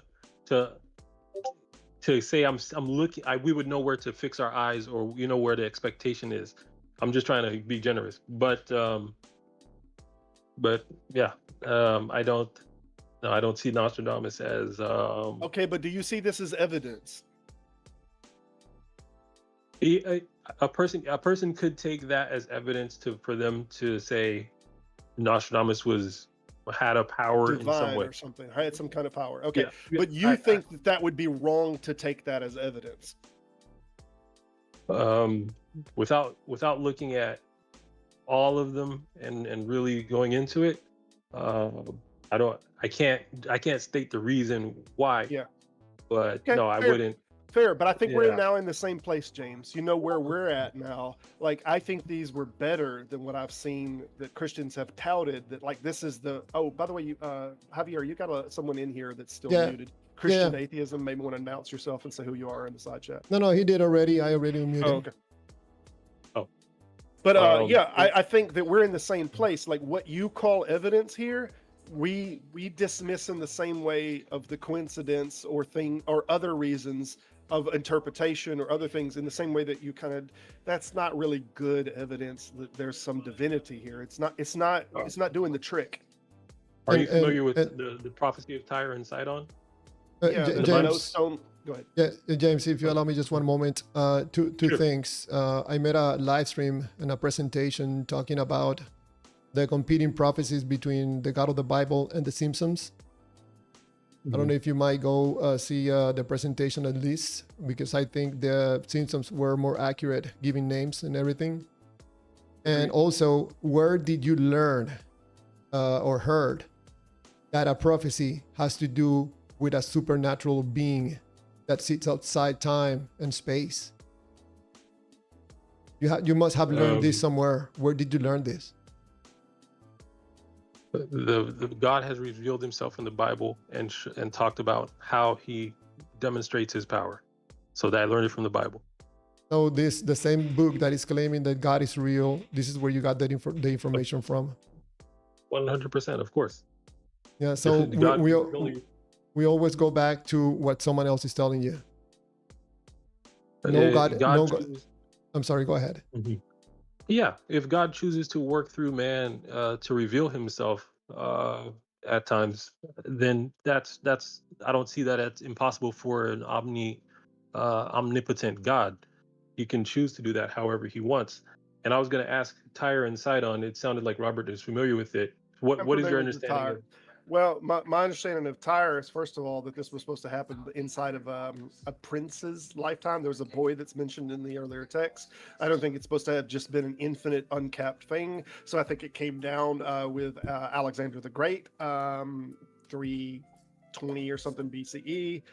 This wound up coming down, and I think it got rebuilt after the Crusades, and it's even was named Tyre. So I think there is presently a modern day Tyre, and they call it Tyre, but the prophecy said that it would never be rebuilt. But it was. I think any scholarship that looks at this says this is a prophecy that failed. It didn't happen. And the fact that the stones were thrown into the sea and all that, for you, it's still. No, it was supposed to happen inside of the time frame. I think you need to read the whole text by itself, and I think it was supposed to happen in a very short time frame. Instead, like, it just happened over a very, very open-ended time frame that the city fell, and I think it was by the edge of the sea. Some of the stones may have went into the sea, but I don't think all the stones did, and I think ultimately they rebuilt it. I think this prophecy is one of the biggest fails there are. It didn't go as it was told. I don't know, I'd say the biggest fail. Like you said, Alexander the Great built that bridge, in a sense, that land bridge, using the wood and the pieces of the rubble from that city to make it across to the other side. And so it was thrown into the sea, as it was said. But there's other ones as well. But I understand. I don't want to keep you guys. But yeah, I would say prophecy, I do accept them. I do believe them. As far as the word evidence, I don't know if that's the word I'd want to use. From your perspective, I guess it's not, but it's not a smoking gun, I guess. James, if you ever have any information where we can find this God, please don't be selfish. Share it with us. And I have one question. Can I talk about from a just a deist, I guess, perspective, the idea of non-living matter not being able to produce living matter on its own? You would at least say that there's more reason to believe that there is a God, even if we're not talking about the God of the Bible, that there's more reasons to believe there's a God that exists, because we've observed living matter producing living matter, but we've never seen non-living matter produce living matter. You will not be the first one, James, to present this information. You will be like number, 50, saying the same thing. And in that, you don't prove that the God of the Bible is real. But sure, not the God of the Bible, but I'm saying, let me ask you, do you believe that non-living matter became living matter on its own? No. Yeah, I think there's a trick in the vocabulary, and I don't mind sussing it out for you to start with. When we use living matter as a terminology, we have different definitions that are living. So some definitions might not incorporate things like bacteria or very uncomplex bacteria. Some definitions would say, well, bacteria is not living, and we can get down to, complex proteins or self-assembling amino acids. Are these things living? And so what happens is, the best that we can tell when we did the Miller-Urey experiment, which I encourage you to look into, the 1952 Miller-Urey experiment. Yeah, they only got left-handed amino acids there. Or one-handed, I can't remember which side. Right. So what happens is we know now that amino acids naturally can form, though, by themselves. And then we've seen protein assembly that happened at a later time, that we're getting non-complex proteins. And then we've seen protein folding happening by itself in natural environments. So, like, we already see three very naturalistic formations that seem to want to form the very early building blocks of life, and they're completely naturally happening. Like, no one is like, oh, let me put these things together. No, they're very naturally coming together by themselves. So yeah, they're happening in a lab. Are they happening in a lab where humans are guiding experiments? In the Miller-Urey experiment, it was inside a complete enclosed capsule. So this one is completely enclosed, sealed glass, and we get the amino acids in there. Mm-hmm. Yeah, in a lab. But and I hear you. But Right. the The idea of reason, abiogenesis. hey, no, I don't want it to just be written out as in a lab. The reason that we do it in a lab is because there is living bacteria literally all over the planet. So the problem is if we don't do it in an enclosure that's completely in a lab, then we get false positives, and people like you instead would say, well, other bacteria could have came into it or other living organisms. So instead we do it in isolation so we can show that that's not the case. And then what we get is hand waving, oh, well, it was in a lab. So we're damned if we do, damned if we don't. If we do it in an open environment and we observe this thing, well, other things could have came in. We do it in a completely enclosed environment. Oh, well, you did it in a lab. I don't know what you want, man. Well, yeah, I mean, you're setting up the scientist has to set up what would be presumed to be the soup, or whatever we would think early Earth would be. I understand. I'm just saying it's set up how what we would think, but that's fine. It happened in the lab. But my question, two questions. Javier said he doesn't believe non-living matter produced living matter on its own. I would want to understand that a little bit better. And I already forgot my other question, but why do you say you don't believe non-living matter produced living matter on its own, Javier? I don't know and understand how life started.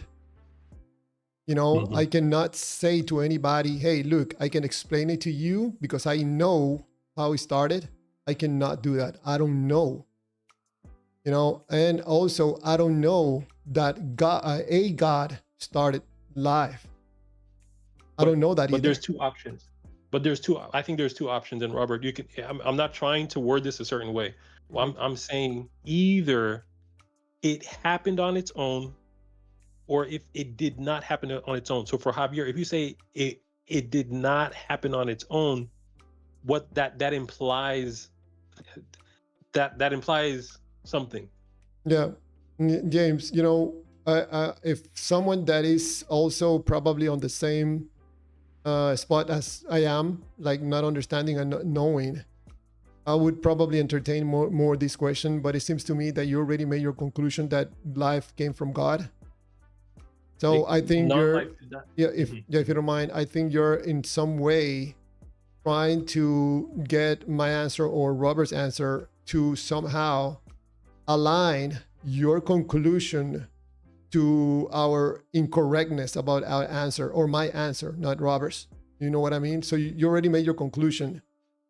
What I'm saying in a way, I can throw it back at you somehow. How an immutable entity that is outside time and space to have a relationship with a human being. How is that possible? Especially a personal relationship with a human being. Sounds to me that that's absolutely impossible.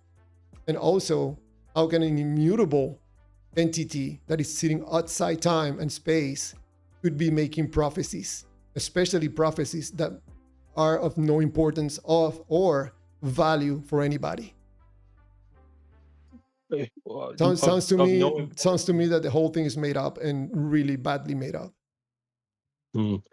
I disagree, but I hear you. I don't want to keep your time. I could go for hours about this. I was just gonna say there are 20 something ideas about abiogenesis and how it could have potentially started. So I hear what you're saying, Robert. Yeah, Australia's doing a lot of work in this subject of the very early processes presently. So I think we've gotten a pretty good picture of what we think happened, but yeah, as far as observing this in the environments that you want to observe them in, now that we have life like teeming and streaming through the earth, we can't do them in open environments. And the reason that we can't is because other life is going to get involved in it. We have, bacteria and water systems and all over the place. So to do it in an open environment, especially when we think the atmosphere, and we drill ice cores and other things, and we think the atmosphere was different atmosphere than what we presently have. We're not even working in the same atmosphere conditions that we think it started in. And James, if you don't mind, if you're leaving right now, if you don't mind, if you ever have information, evidence, or whatever you want to call it, that doesn't come from another person, no prophecies from other person reading on books. If you have anything direct information, please don't be selfish, provide it to us. Okay. So then I'll do that. I can do that right now. But see, the thing is, you're trying to ask me to Because if I have a personal experience, does that count? No. See, you see what I mean? It's Yeah. like, even if I'm the one who's experienced the thing, it's for you. It's like, so what could a person bring? What could a How did you person bring? experience it? Feeling it?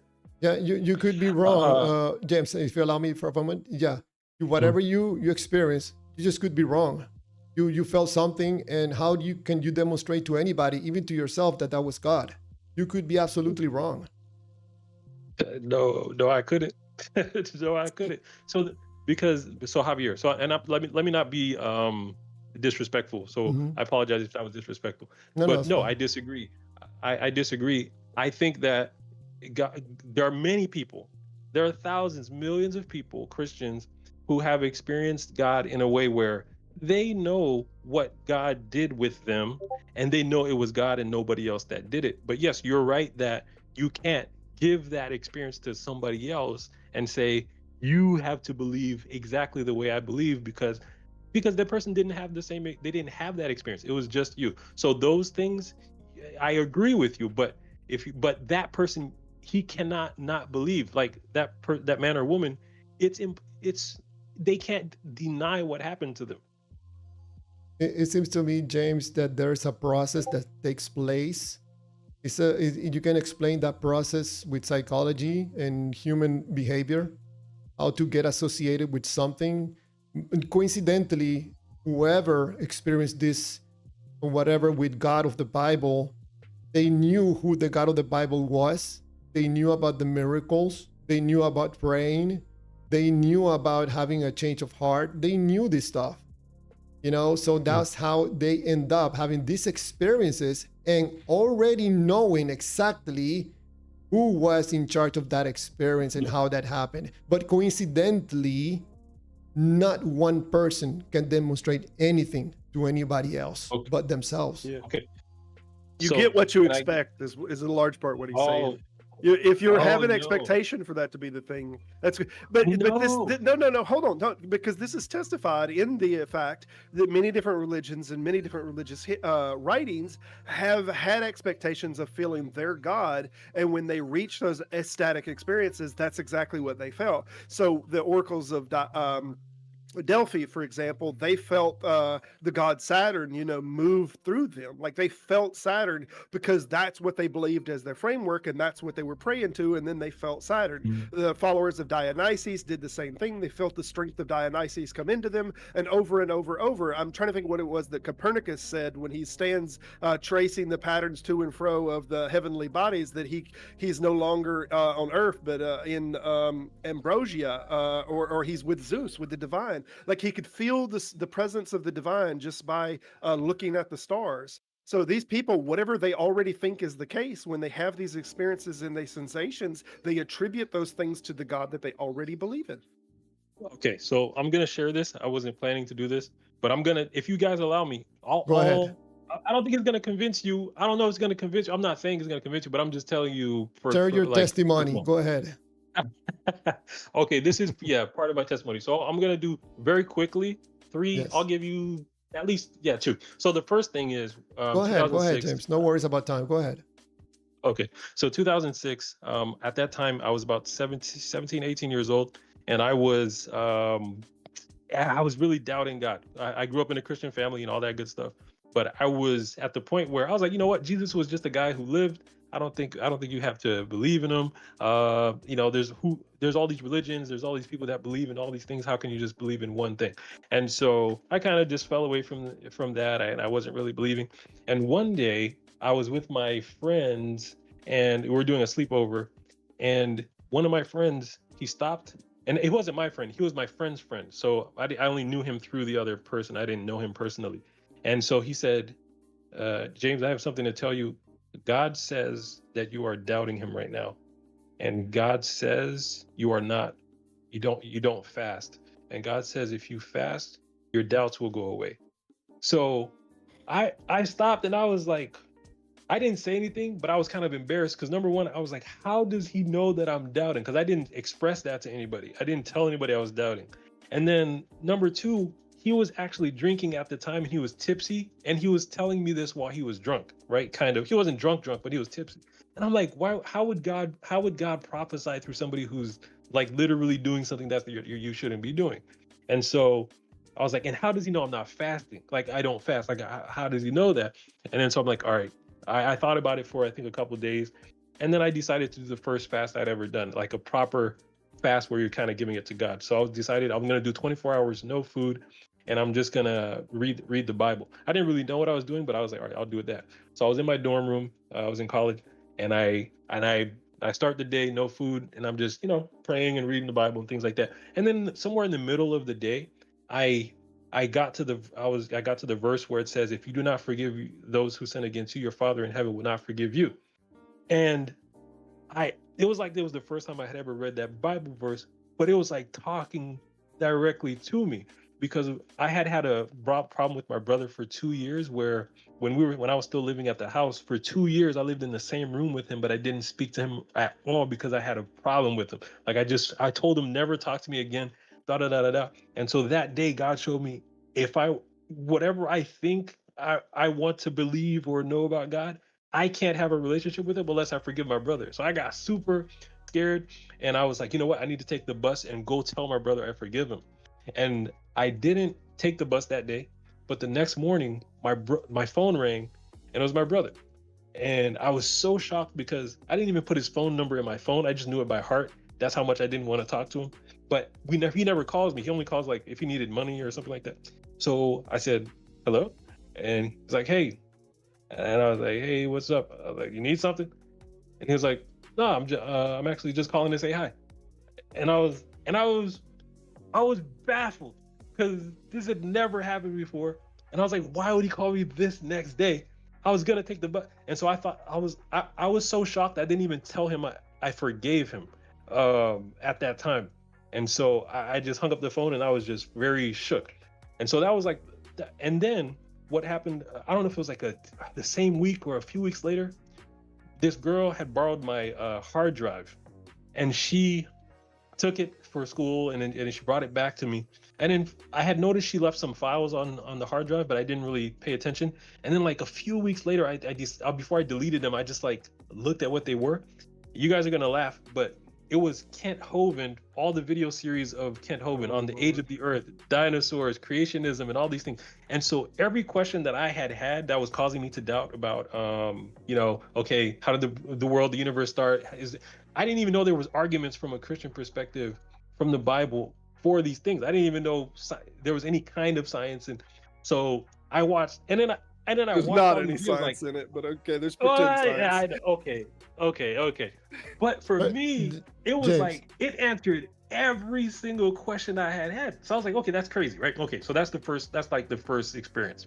Now, after that, every time I fasted, after that, I mean, things would happen where it was just crazy. I'm gonna give you the craziest. So I'm gonna skip like 15 years, and I'm gonna go to 3 years before COVID hit.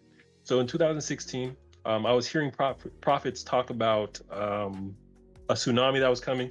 I heard this. There was this one lady I was listening to. Her name is Mina Lee Gribben, and she was talking about it.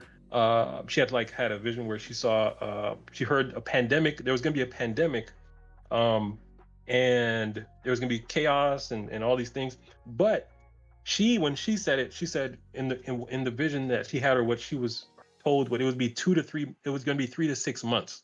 And this is 2016. This was like August, or something like that, July, something like that. And so I'm like, oh my goodness, like tsunamis, pandemics. Like, I'm like, God, is any of this gonna happen? So I was praying, and then I was like, you know what, I'm gonna do a 3-day fast. I'm gonna do a 1-day fast, because in the past I would do 3-day fast, 2-day fast, things like that. So I was like, I'm gonna do a 1-day fast and pray and ask God to show me about this, right? So I'm praying, I'm asking God, is there going to be any of this stuff, pandemics? Is there going to be anything like this happening? And so I do the first day of fasting. I go to sleep, and then I wake up, and I hear, now just listen, just let me say this. I hear a voice wake me up, and it says, get up and go quickly. And I'm like, what? So I'm in my underwear, and I'm thinking, yo, do I need to go out in the street right now. Like, what, get up and go quickly. So then I'm like, no, I think God is responding to my prayer. So I said, okay, I'm gonna continue the fast. So I went the first full day because I started at 6 p.m. I finished 6 p.m. I didn't get any more response. I was like, okay, I'm gonna do a second day. So I still no food, no water. I go into the second day. Now the second day, my mom was visiting me. She was visiting the family because she lived in Haiti, and she came to America and she was staying at my uncle's house. So after work, I went and saw my mom. So while I'm over there, my mom asks me a question, and she says, "Do you want to go back with me to Haiti when I go back?" Now, the reason that this is so interesting is because I had been in the United States. I was born in the U.S., but I hadn't been on a plane since 1994, and I hadn't been to Haiti since then. And so this is 2016. Two more minutes, So I'm James. like, 2 more minutes. oh sure, okay. And so I'm like, why? I'm like, why would she ask me that question? And I said, okay, well, I know you were coming to stay for 3 months, right? And she said, yeah, I changed my mind because you're talking about like tsunamis and pandemics. She's like, you know what? I changed my mind. I'm only staying for 2 weeks. So I'm thinking what the voice said. It said, get up and go quickly. So I'm like, I have to pray about that. So then I continued the fast, and then I didn't get an answer on the second day. I didn't get an answer on the third day.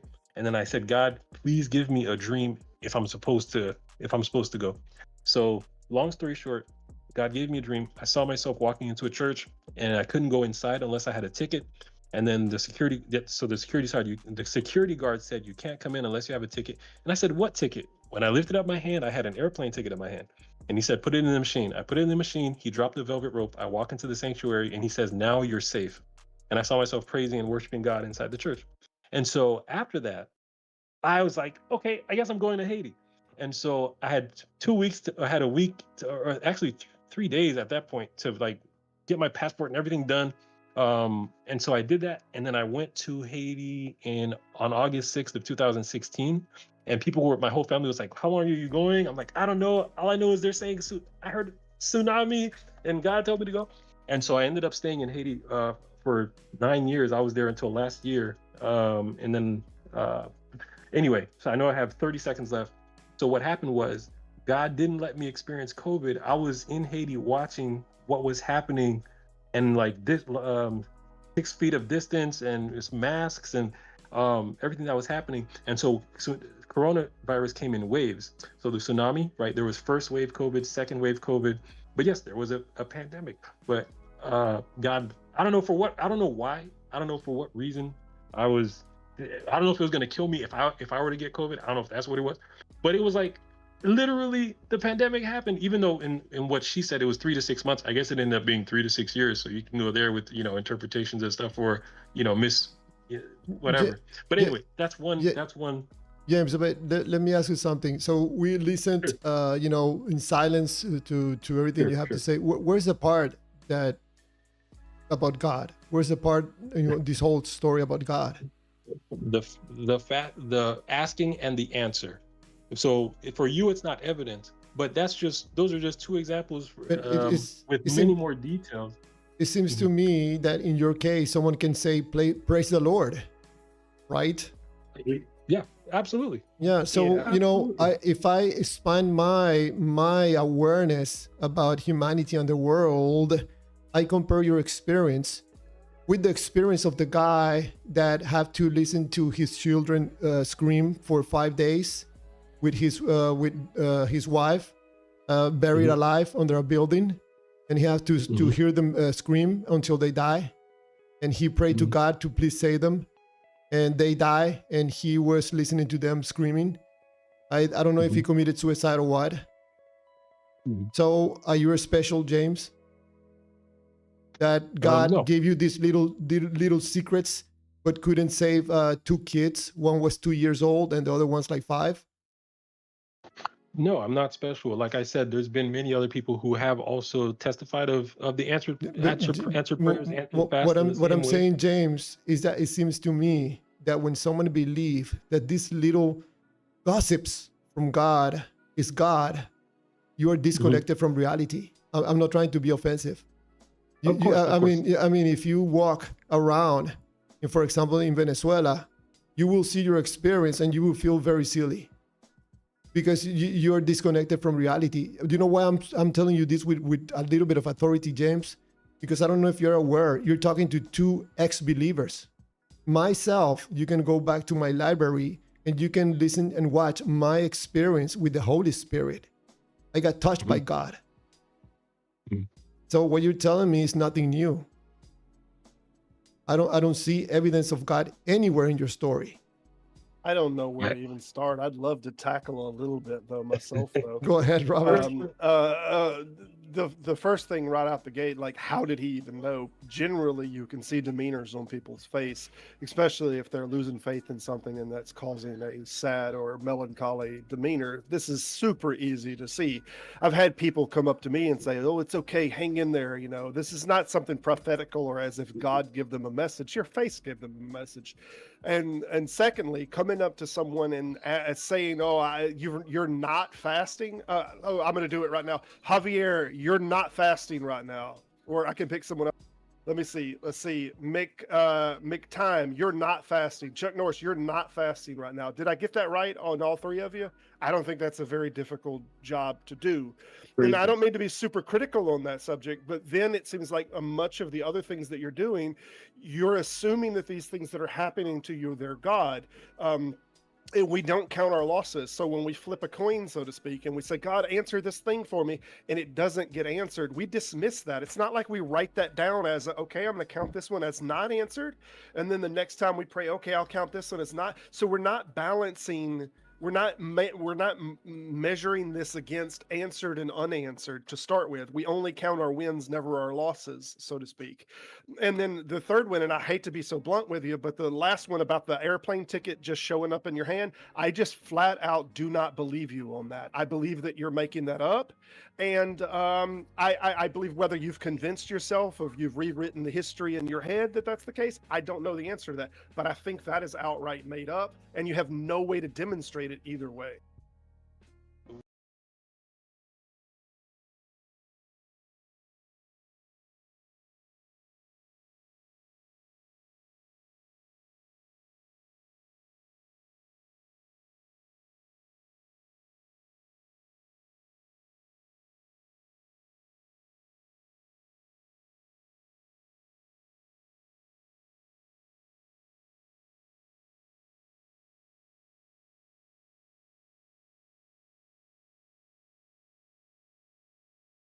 People remember things that line up with the framework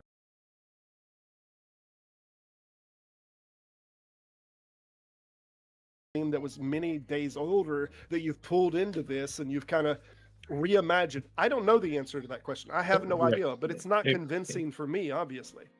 Right, but I mean, so for me, it was enough. I know what I saw, and it was enough for me to say, okay, I guess I'm getting on a plane and leaving my job and my car and my apartment and my family, the rest of my family and friends, and going to this country I haven't been to in 20 years, and I'm happy I did that.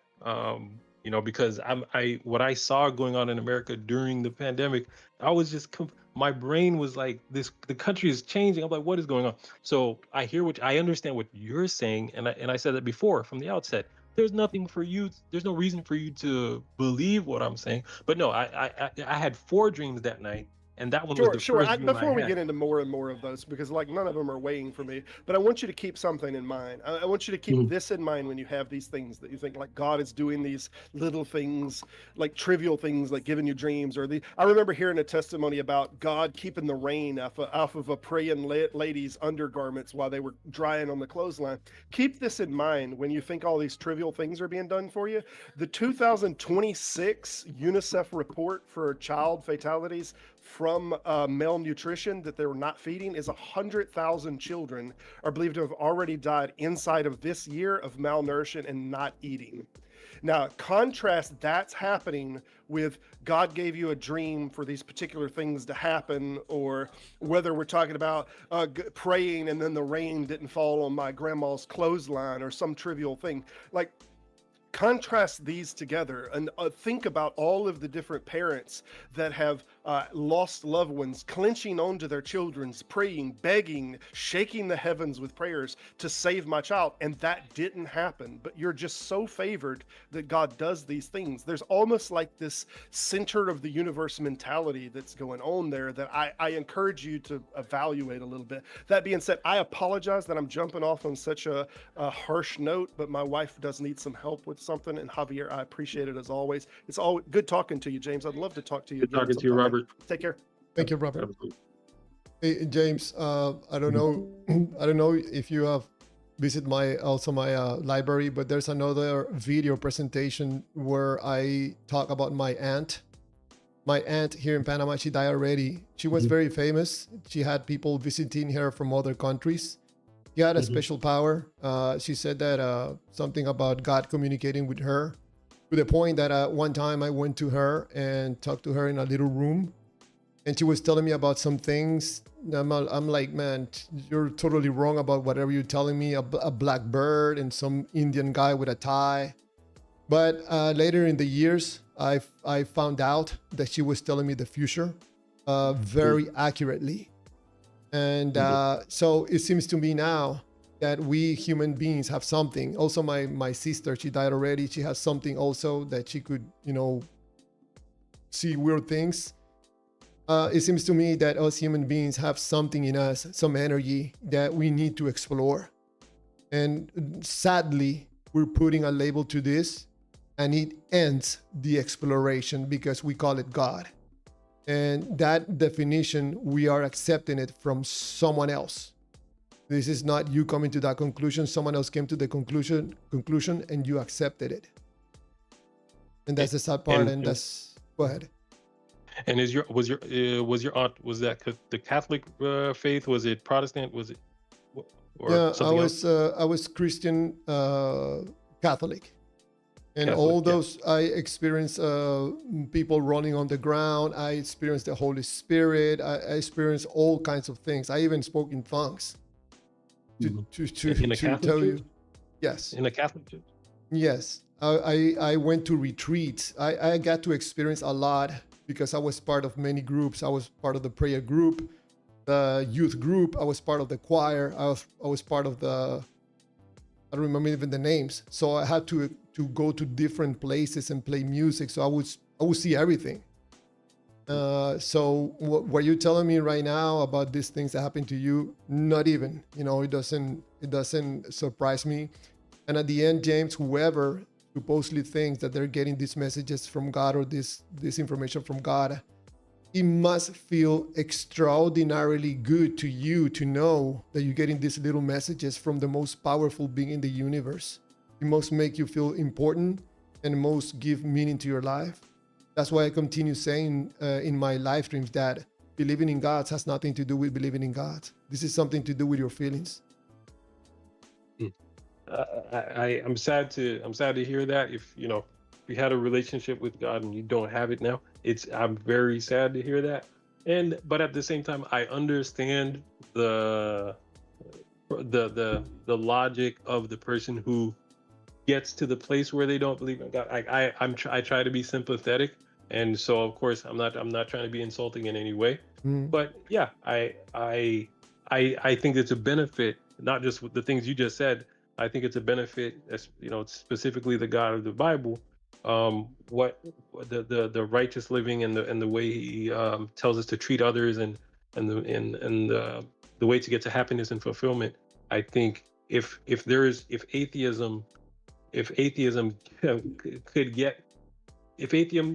could be a way to get people to that on a large scale, I mean, it gives you freedoms in one way, but I don't believe it gets to that fulfillment in the same way. So I don't think any other religion, quote unquote, gets to that. I think the words that Jesus Christ gives us the best moral framework for righteousness and being good people. That's my belief. So I'm sad to hear that. My question to you would be, do you believe that atheism provides you an objective a framework for morality, like objective morality, things like that, or is it subjective? Everybody does it how they want. Uh, this could be good for one person. This could be bad for another person. What is your personal view of that? I don't I I don't think have it's the objective. I don't have the view of an atheist. I'm not an atheist. So I wouldn't know. Okay. I'm a human being that like to ask questions and like to understand things. So I like to understand where we come from. I don't know that we come from a God. Mm. Okay. I would say You, that I am an atheist, and I would say that okay. morality is objective. You say morality is objective. Yeah. Oh, is it okay, Javier, if I Sure. get into Yes. okay. Yes. So for how okay, is it okay, let's start with an example. Unless you want to define that, I would say, is it wrong for humans to kill humans, and why? Yeah. So I would say that it is wrong for humans to kill other humans, and the reason why I would say it's wrong to do that is because, like atheist calculus can look at stance-independent reasons for why murdering is wrong. An example of that would be we have access to reasons that motivate us to do certain actions, and if they're going to be objective reasons, then they have to be stance-independent. An example of that would be like pain, creating pain, for example. Pain motivates us to not engage in that activity. First-hand example of that would be putting your hand on a fire. We don't want to do that. And because I don't have, or I don't think anyone really has, a coherent sense of personal identity, all reasons would therefore be stance-independent, therefore qualifying moral realism or objective morality on atheism. I think atheism is the only worldview that can ground objective morals. Theism obviously fails in that regard. Christian atheism, if you don't mind my question, why don't you go around killing people if you don't believe in God? Yeah, sure. So in terms of my own personal psychological disposition, I just have a preference not to do that. But I don't think that engages with my argument for objective morality. The argument for objective morality is independent of my personal actions. So then would you say that a baby, a baby has, you said, reasons? Yeah. So the baby has reasons, even if it's just a baby that's the day before it's born or the day after it's born. Yeah, given my semantics of reasons, they would, because they have access to qualia, just being some kind of first-hand subjective experience. Animals would as well, by the way. Plants wouldn't. Okay, animals. That's where I was going to actually go. So do you believe it's wrong to kill and eat animals? I think it's objectively wrong, yeah. I mean, I'm not a vegan. Why are you not a vegan if you believe that it's wrong to? Because this is what I'm going to get to, is when you're talking about objective morality and being consistent with it.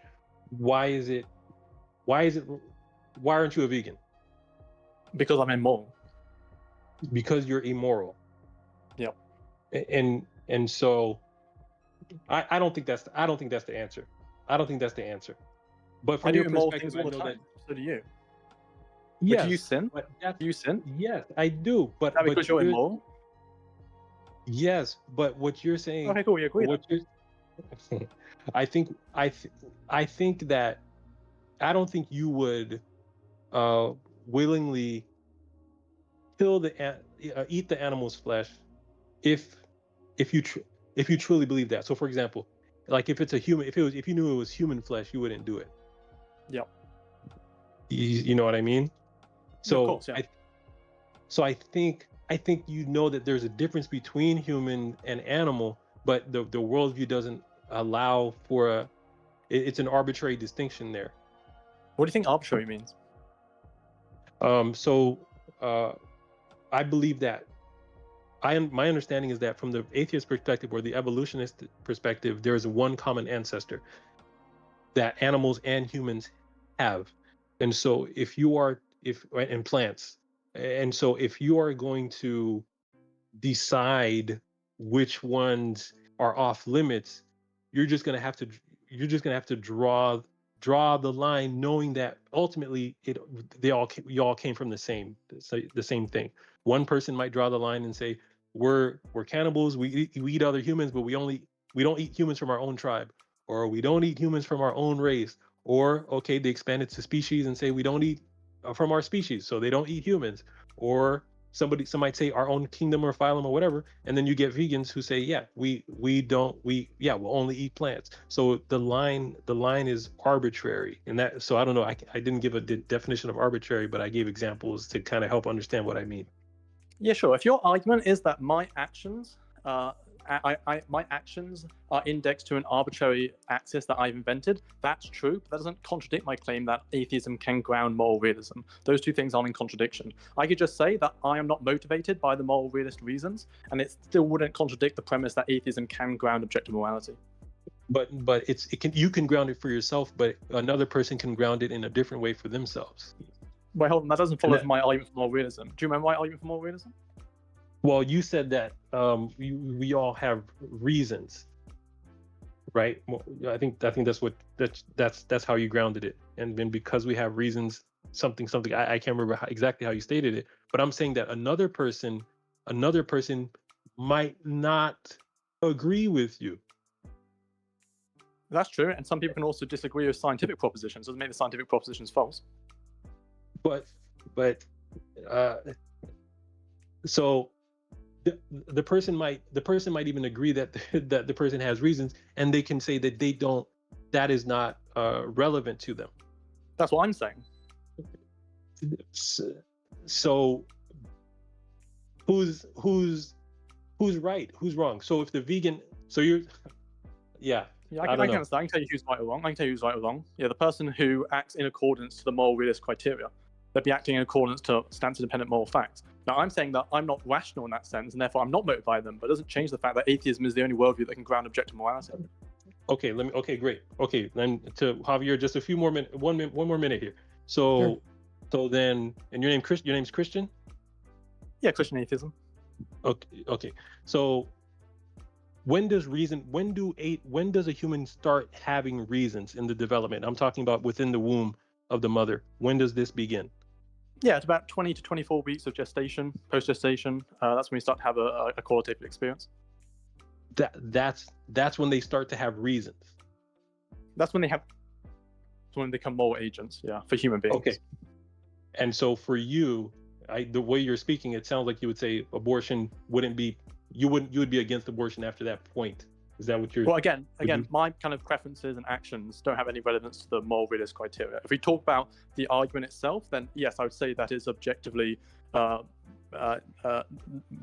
moral either way to have an abortion. Oh, you're saying it's not moral, no, even if it's not developed that yet. Yeah, so it wouldn't succeed on the moral realist criteria to have an abortion. Therefore, under, I guess, like conventional meta-ethics, you would just say that, yeah, it's permissible to have an abortion before the 20th week of gestation. Oh, okay. You're saying it would be permissible before? Yeah. Oh, okay. So then would you say that a mother, if a woman decides to have an abortion, let's say, in the 7th month, you wouldn't say that her bodily autonomy, she shouldn't, you would say she shouldn't have the right to do that? Yeah. Okay. It's consistent, so I'm with you. But I think yeah, I think other people, nobody else has to adhere to your definitions, and that's why you'd have to show me why anybody would have to adhere to your definitions and agree that those are the priority for decision making morally. Definitions for good and bad, you mean, James? Yes. Well, it depends what you mean by the term "has" there. Like that's like a modal operator, right? And if you're clarifying what modal scope, if you mean deontic, then there's obviously deontic reason because it succeeds on the moral realist criteria. If you're asking physically or logically, then obviously they don't have to logically or physically do it. But I'm not arguing about like physicalism or kind of logical positivism. I'm positing a moral realist criteria. Because if we try to apply that to, let's say, the war, I'm trying to think of like any I don't know.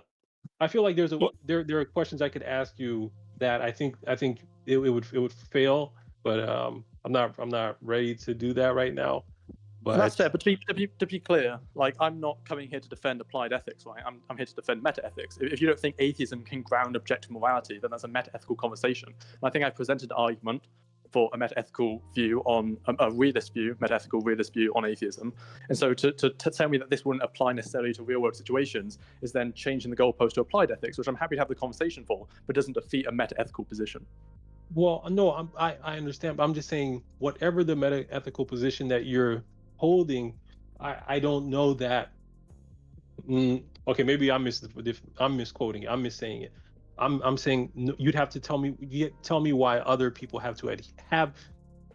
ought to adhere to your definition, like your structure, your definition. Well, again, ought is a moral term, right? It's a moral operator, right? And so if you're asking for the moral reason to do something, I've given you the reason for moral realism. And so if you're asking for what reason do we have to follow this criteria, well, are you motivated by stance-independent moral facts? If you are, then here's the argument for that. But I'm just gonna repeat myself. You're telling me why you believe this should work this way? I'm saying, why does the guy next to you have to, if he has another way of seeing things, why does he have to listen to your way? So for example, if there's a tribe in the Amazon, all they know is that we prioritize our tribe and we kill everything else is our enemy. Do you understand what I'm saying? Their reasoning is that anything who is not our tribe is our enemy and they must die. It seems to me, James, that this has to do with human behavior. Yeah. This is nothing to do with a God. You're talking about how we human beings process thoughts, how we feel as human beings, and what leads our actions. Yes, Javier. But what I'm saying is, if you have two different people who can come, two different groups or two different people who can come to their reasons or morality in a different way, I'm saying it's not because there's without a God. I'm saying it then leads you to a place where it's not objective. It can't. Wait, hold on. Sorry. It can be objective for you, but it can't be objective for everybody. It'd be subjective. Yeah, I think we might be equivocating on the term objective for me. Just because individuals disagree on the truth properties of certain propositions doesn't mean that there isn't a fundamental ontology of which we're all united by, right? And so we could just do the companions in guilt argument. Just because there are scientific truths and some people disagree on scientific. Okay, here's a basic example. Just because people disagree on the shape of the Earth doesn't mean there isn't a true proposition determined by science to determine what the shape of the Earth actually is. And that would be the case in meta-ethics. Just because people disagree on their morality doesn't mean that aren't stance-independent moral facts by which we can know what is objectively the case. So by saying people disagree isn't a defeater to moral realism. It's my point of view, James. I ask you the same question I asked Christian atheism. Why don't you go around killing people? You're asking me the question. Why don't I go around killing people? Yes. I don't have the desire to. If I did have the desire to, I wouldn't. Primarily, I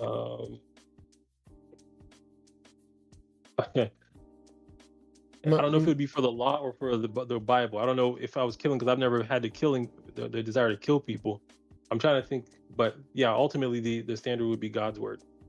Yeah, my view is that the same reason that Christian atheism, you and myself don't go around killing people is because we don't feel like it. Agreed. There's nothing else. See, but that's no. But see, but you're going a little farther. Let's pick something lower, close to the ground.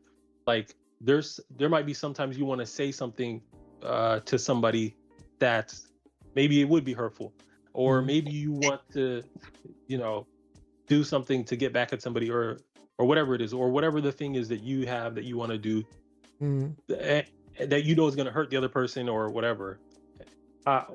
There are times where I fail, where I do it anyway, but the reason I know I shouldn't is because God doesn't want me to do it.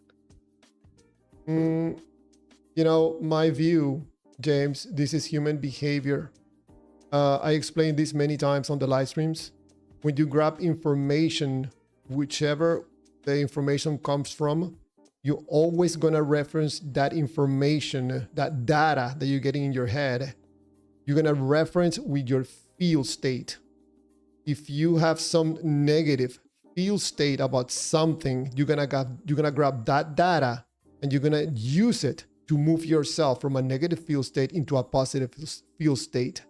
And that movement of energy is gonna create action. So you're gonna take action on something based on what you felt about some information that you got. So to agree with your simple example, someone calling someone else fat. Mhm. If you don't feel fat yourself, you have no negative feel state about being fat, you're not gonna even reference the person or say anything. But someone that feels insecure about their weight and they have a negative feel state regarding the way they look because they think they're fat, they're gonna grab a hold of some data, some person, they're gonna use it to make themselves feel good, and they're gonna take action by telling that person, hey, you're fat. Very simple scenario. Okay, you didn't want to talk about the scenario about killing someone, but this is how we humans takes decision every minute of the day. Nothing to do with a God. This is humanity 101 in my point of view. Well, I can tell you, if I will say this honestly, I would be so much worse of a person if I didn't have the word. Because I was talking about, I don't know if you heard Christian, I was talking about not forgiving my brother and things like that. I was, hard-hearted.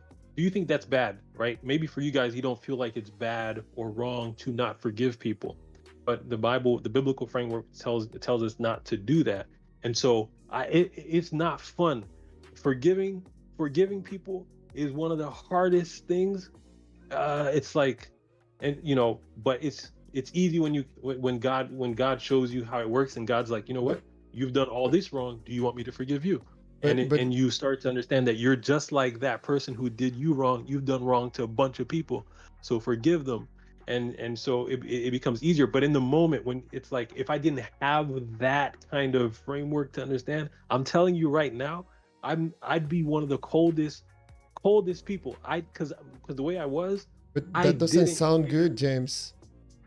Yeah, it's true. You're acting in a certain way because of some external force. I forgive people.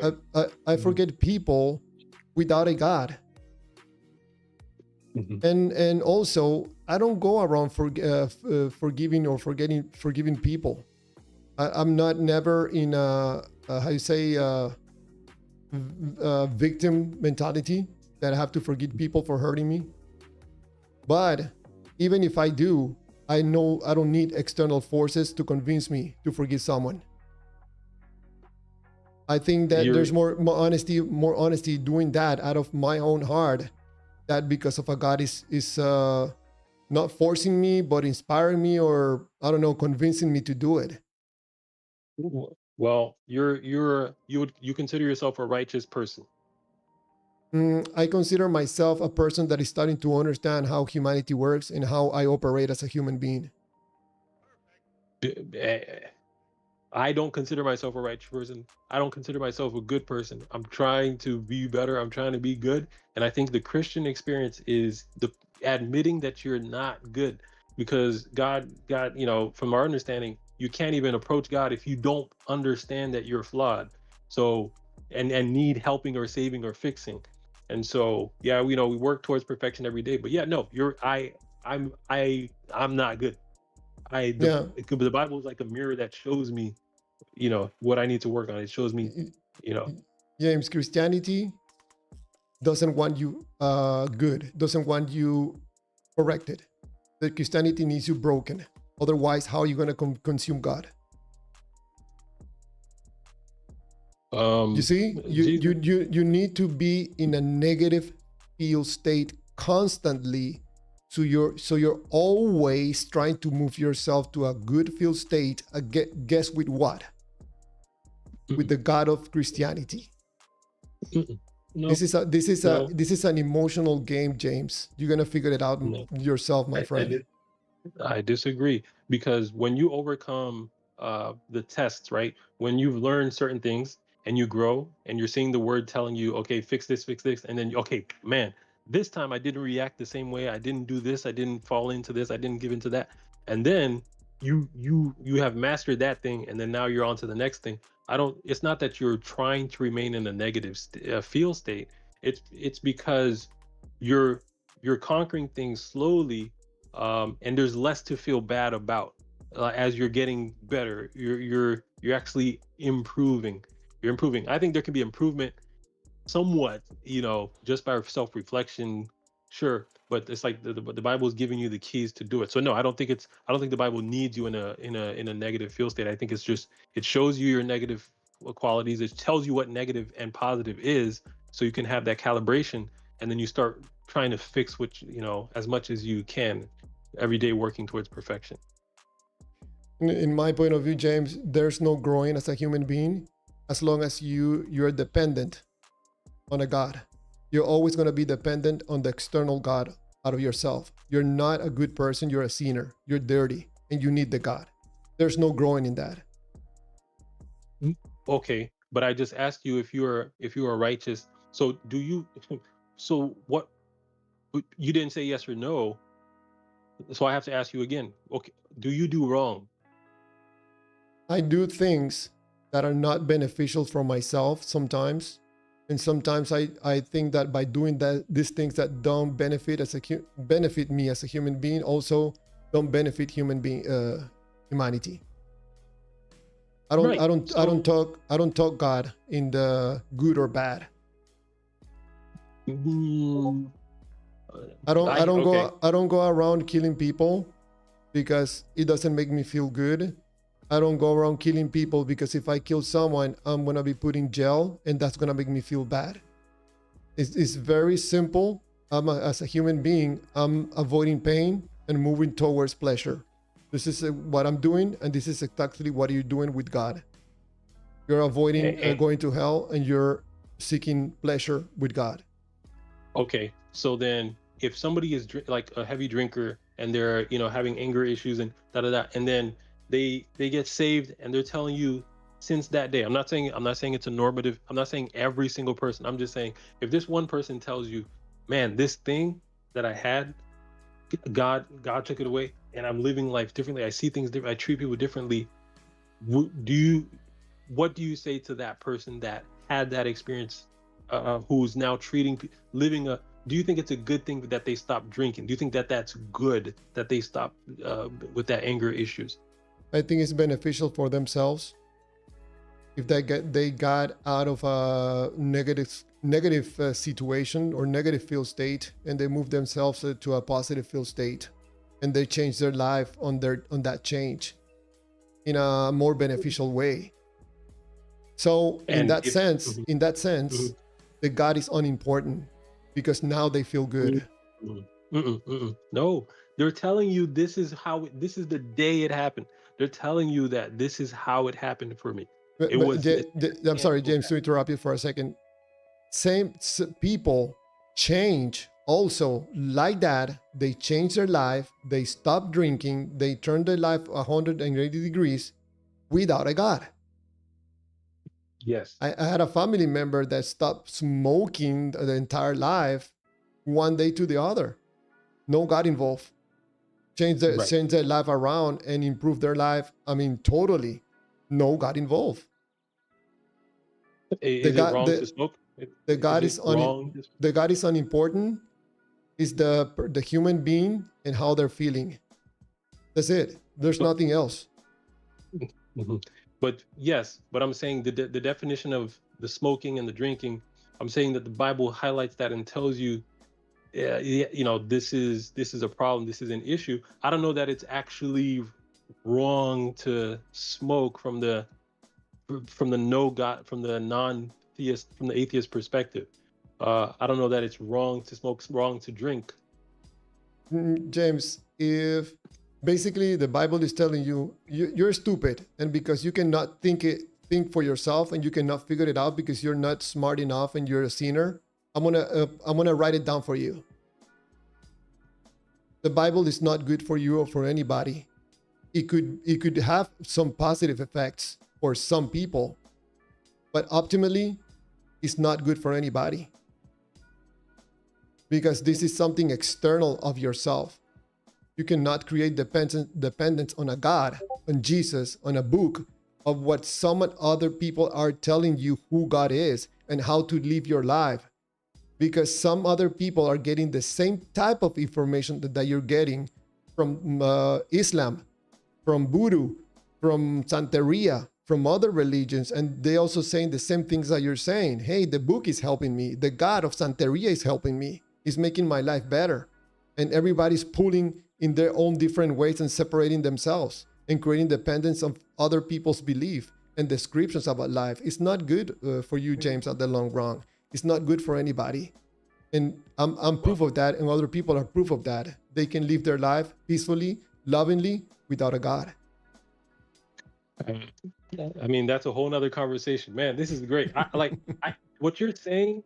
I have so much to say about it, because when I look at the United States, when I look at countries where, yeah, voodoo and Santeria, when I look at certain countries, idol worship and demon worship, spirit worship, I, I see the most prosperous, most blessed nation in the world is the United States, and whatever faults and flaws anybody could point out about it, people are swimming across rivers, mountains, valleys to get to this place called the United States, the land of opportunity. And you'll make the argument that it's not because of God and it's not God and this and that, but there's a blessing, there's a prosperity that exists in this nation, and it seems to be going away as people are as the country is turning its back on God. I think that's a very bad thing. But what you just said, when you say that they're finding this in these other religions, when I look at those countries where those practices are prevalent, I don't see nations that are prospering. I'm from Haiti, or my family's from Haiti. The things I've seen that those practices, the stories I can tell you about what spirits do to people, these evil spirits and poor children, like things I've seen, kids falling out, the spirits taking over them during school, during classes, and the demon speaking out of their mouth, James, you don't have to tell me about it. I have family members that used to practice Santeria. Man. Yeah, so you don't have to tell me about it. The horrible things, the animal sacrifices. So this is nothing new for me. So believe me. And besides that, James, you know that I grew up listening to Haitian music. I love Haitian music. Yeah, since I was a child. Yeah. But James, you know, in the United States, and we're almost done because I'm only doing 5 more minutes, 3 hours. The United States, I think, is a great country, or was a great country. I was born in the States. It's because of the people, not because of God or any God, because there are many people that believe in different gods, and I think it's because of the people, the type of people, the United States, the U.S. Person. It seems to me, I don't think we can give credit to a God, especially, James, if we're talking about the God of Israel. No, we have to give the glory to the God of Israel. The United States is the only nation that was consecrated and given to God, and we see the blessings of that. Other than Israel, that has the God of Israel, obviously, but we consecrated this nation to God, and so I believe that's the reason we have our blessings. And that's all I can say. I'm sad to hear you saying the things you say, but I'm happy that it's a respectful conversation, but I have to disagree with you. God is the reason. God is the reason for the United States prosperity. I want to say something, and then you can, just 1 minute, sum it up. You want to close it? For me, James, this is why I say that it's a problem to believe in God. It's a problematic for humanity to say things like you said. You have to give credit to an invisible entity from a foreign country. I give credit to the human being, to the hard worker, to the honest person, to the transparent person, to people that have decency, hard working. Giving credit to an invisible entity, especially from a foreign country, is not good for anybody. It's not good for a country. It's not good for us, for humanity. Go ahead, James. Clean Waters, before we wrap up, can I interject something? Let James Yeah. 1 minute, and then we Oh. give you a few minutes, Christian, so you can finish. Okay, cool, thanks. Yeah, I'll be, I mean, quick. Everything you've said, Javier, it's sad to hear and to know that you were once a believer and that you're saying these things. I understand how you got there. I was once almost there myself. I hope and pray that you and anybody else who has these doubts would see the value and see the reason, and that God would touch and, you know, give you the light or the experience or whatever it is, the word or the revelation that you need, because he's the way. Jesus Christ is the way, the truth, and the life, and he's real. That's, you know, so God bless everybody in the chat, and y'all hear what Christian has to say. Thank you, James. Hopefully this is not the last time you call. You're always welcome to call. You were very respectful, so I appreciate that. Christian, Atheism, go ahead. Thank you. Yeah, thanks to everyone, both James and Clean Waters, for this. It's very respectful. I would like to say that maybe we can carry this on next time, but I did enjoy talking about atheist arguments for objective morality, but I think the inverse also needs to be discussed. It's one of the cliches of Christian theist apologetics to just assert that Christian theism can ground objective morality. I think that needs to also be called into question. Christian theism, as well as bare bones theism, so just the proposition that God exists, is a form of idealism, so the view that the fundamental substance of the universe is mind-like or is a consciousness. This means that all properties that Christians want to refer to are stance-dependent, and if they are stance-dependent, then they are subjective. So properties such as virtue ethics, or even just bare bones stance independent moral facts, these things would have the substance of a mind-like identity, which would make them subjective by definition. And so maybe next time, unless James has more time, we can talk about it now, but maybe next time we can talk about whether or not Christian theism or the biblical God can successfully ground objective moral facts. Thank you. Yeah, thank you so Maybe much, next time. Christians. Yeah. You're both welcome to join again and have these conversations. Thank you so much for participating on the live stream, guys. Appreciate it. Take care, guys. Absolutely. All right, awesome. Thank you, guys. Thank you, Robert, Christian, and everybody on the live stream. Thank you so much for being here, man. What is it? Oh, perfect time in 3 hours. That was an interesting conversation. Thank you for the... Man, give me just 1 second. What's going on here?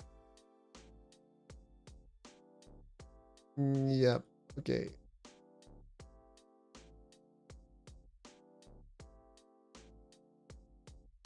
So, sorry, I got distracted for a moment there.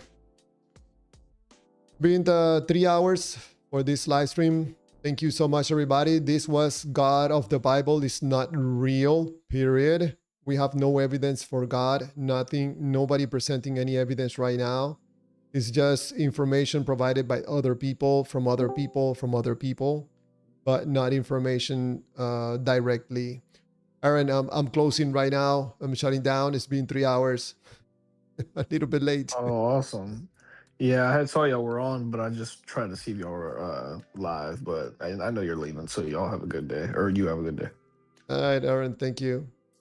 All right, everybody, thank you for participating. Thank you for being on the live stream, and I'll be seeing you again tomorrow night with another live stream, another presentation, possibly. Thank you. Have a good night and an awesome day tomorrow.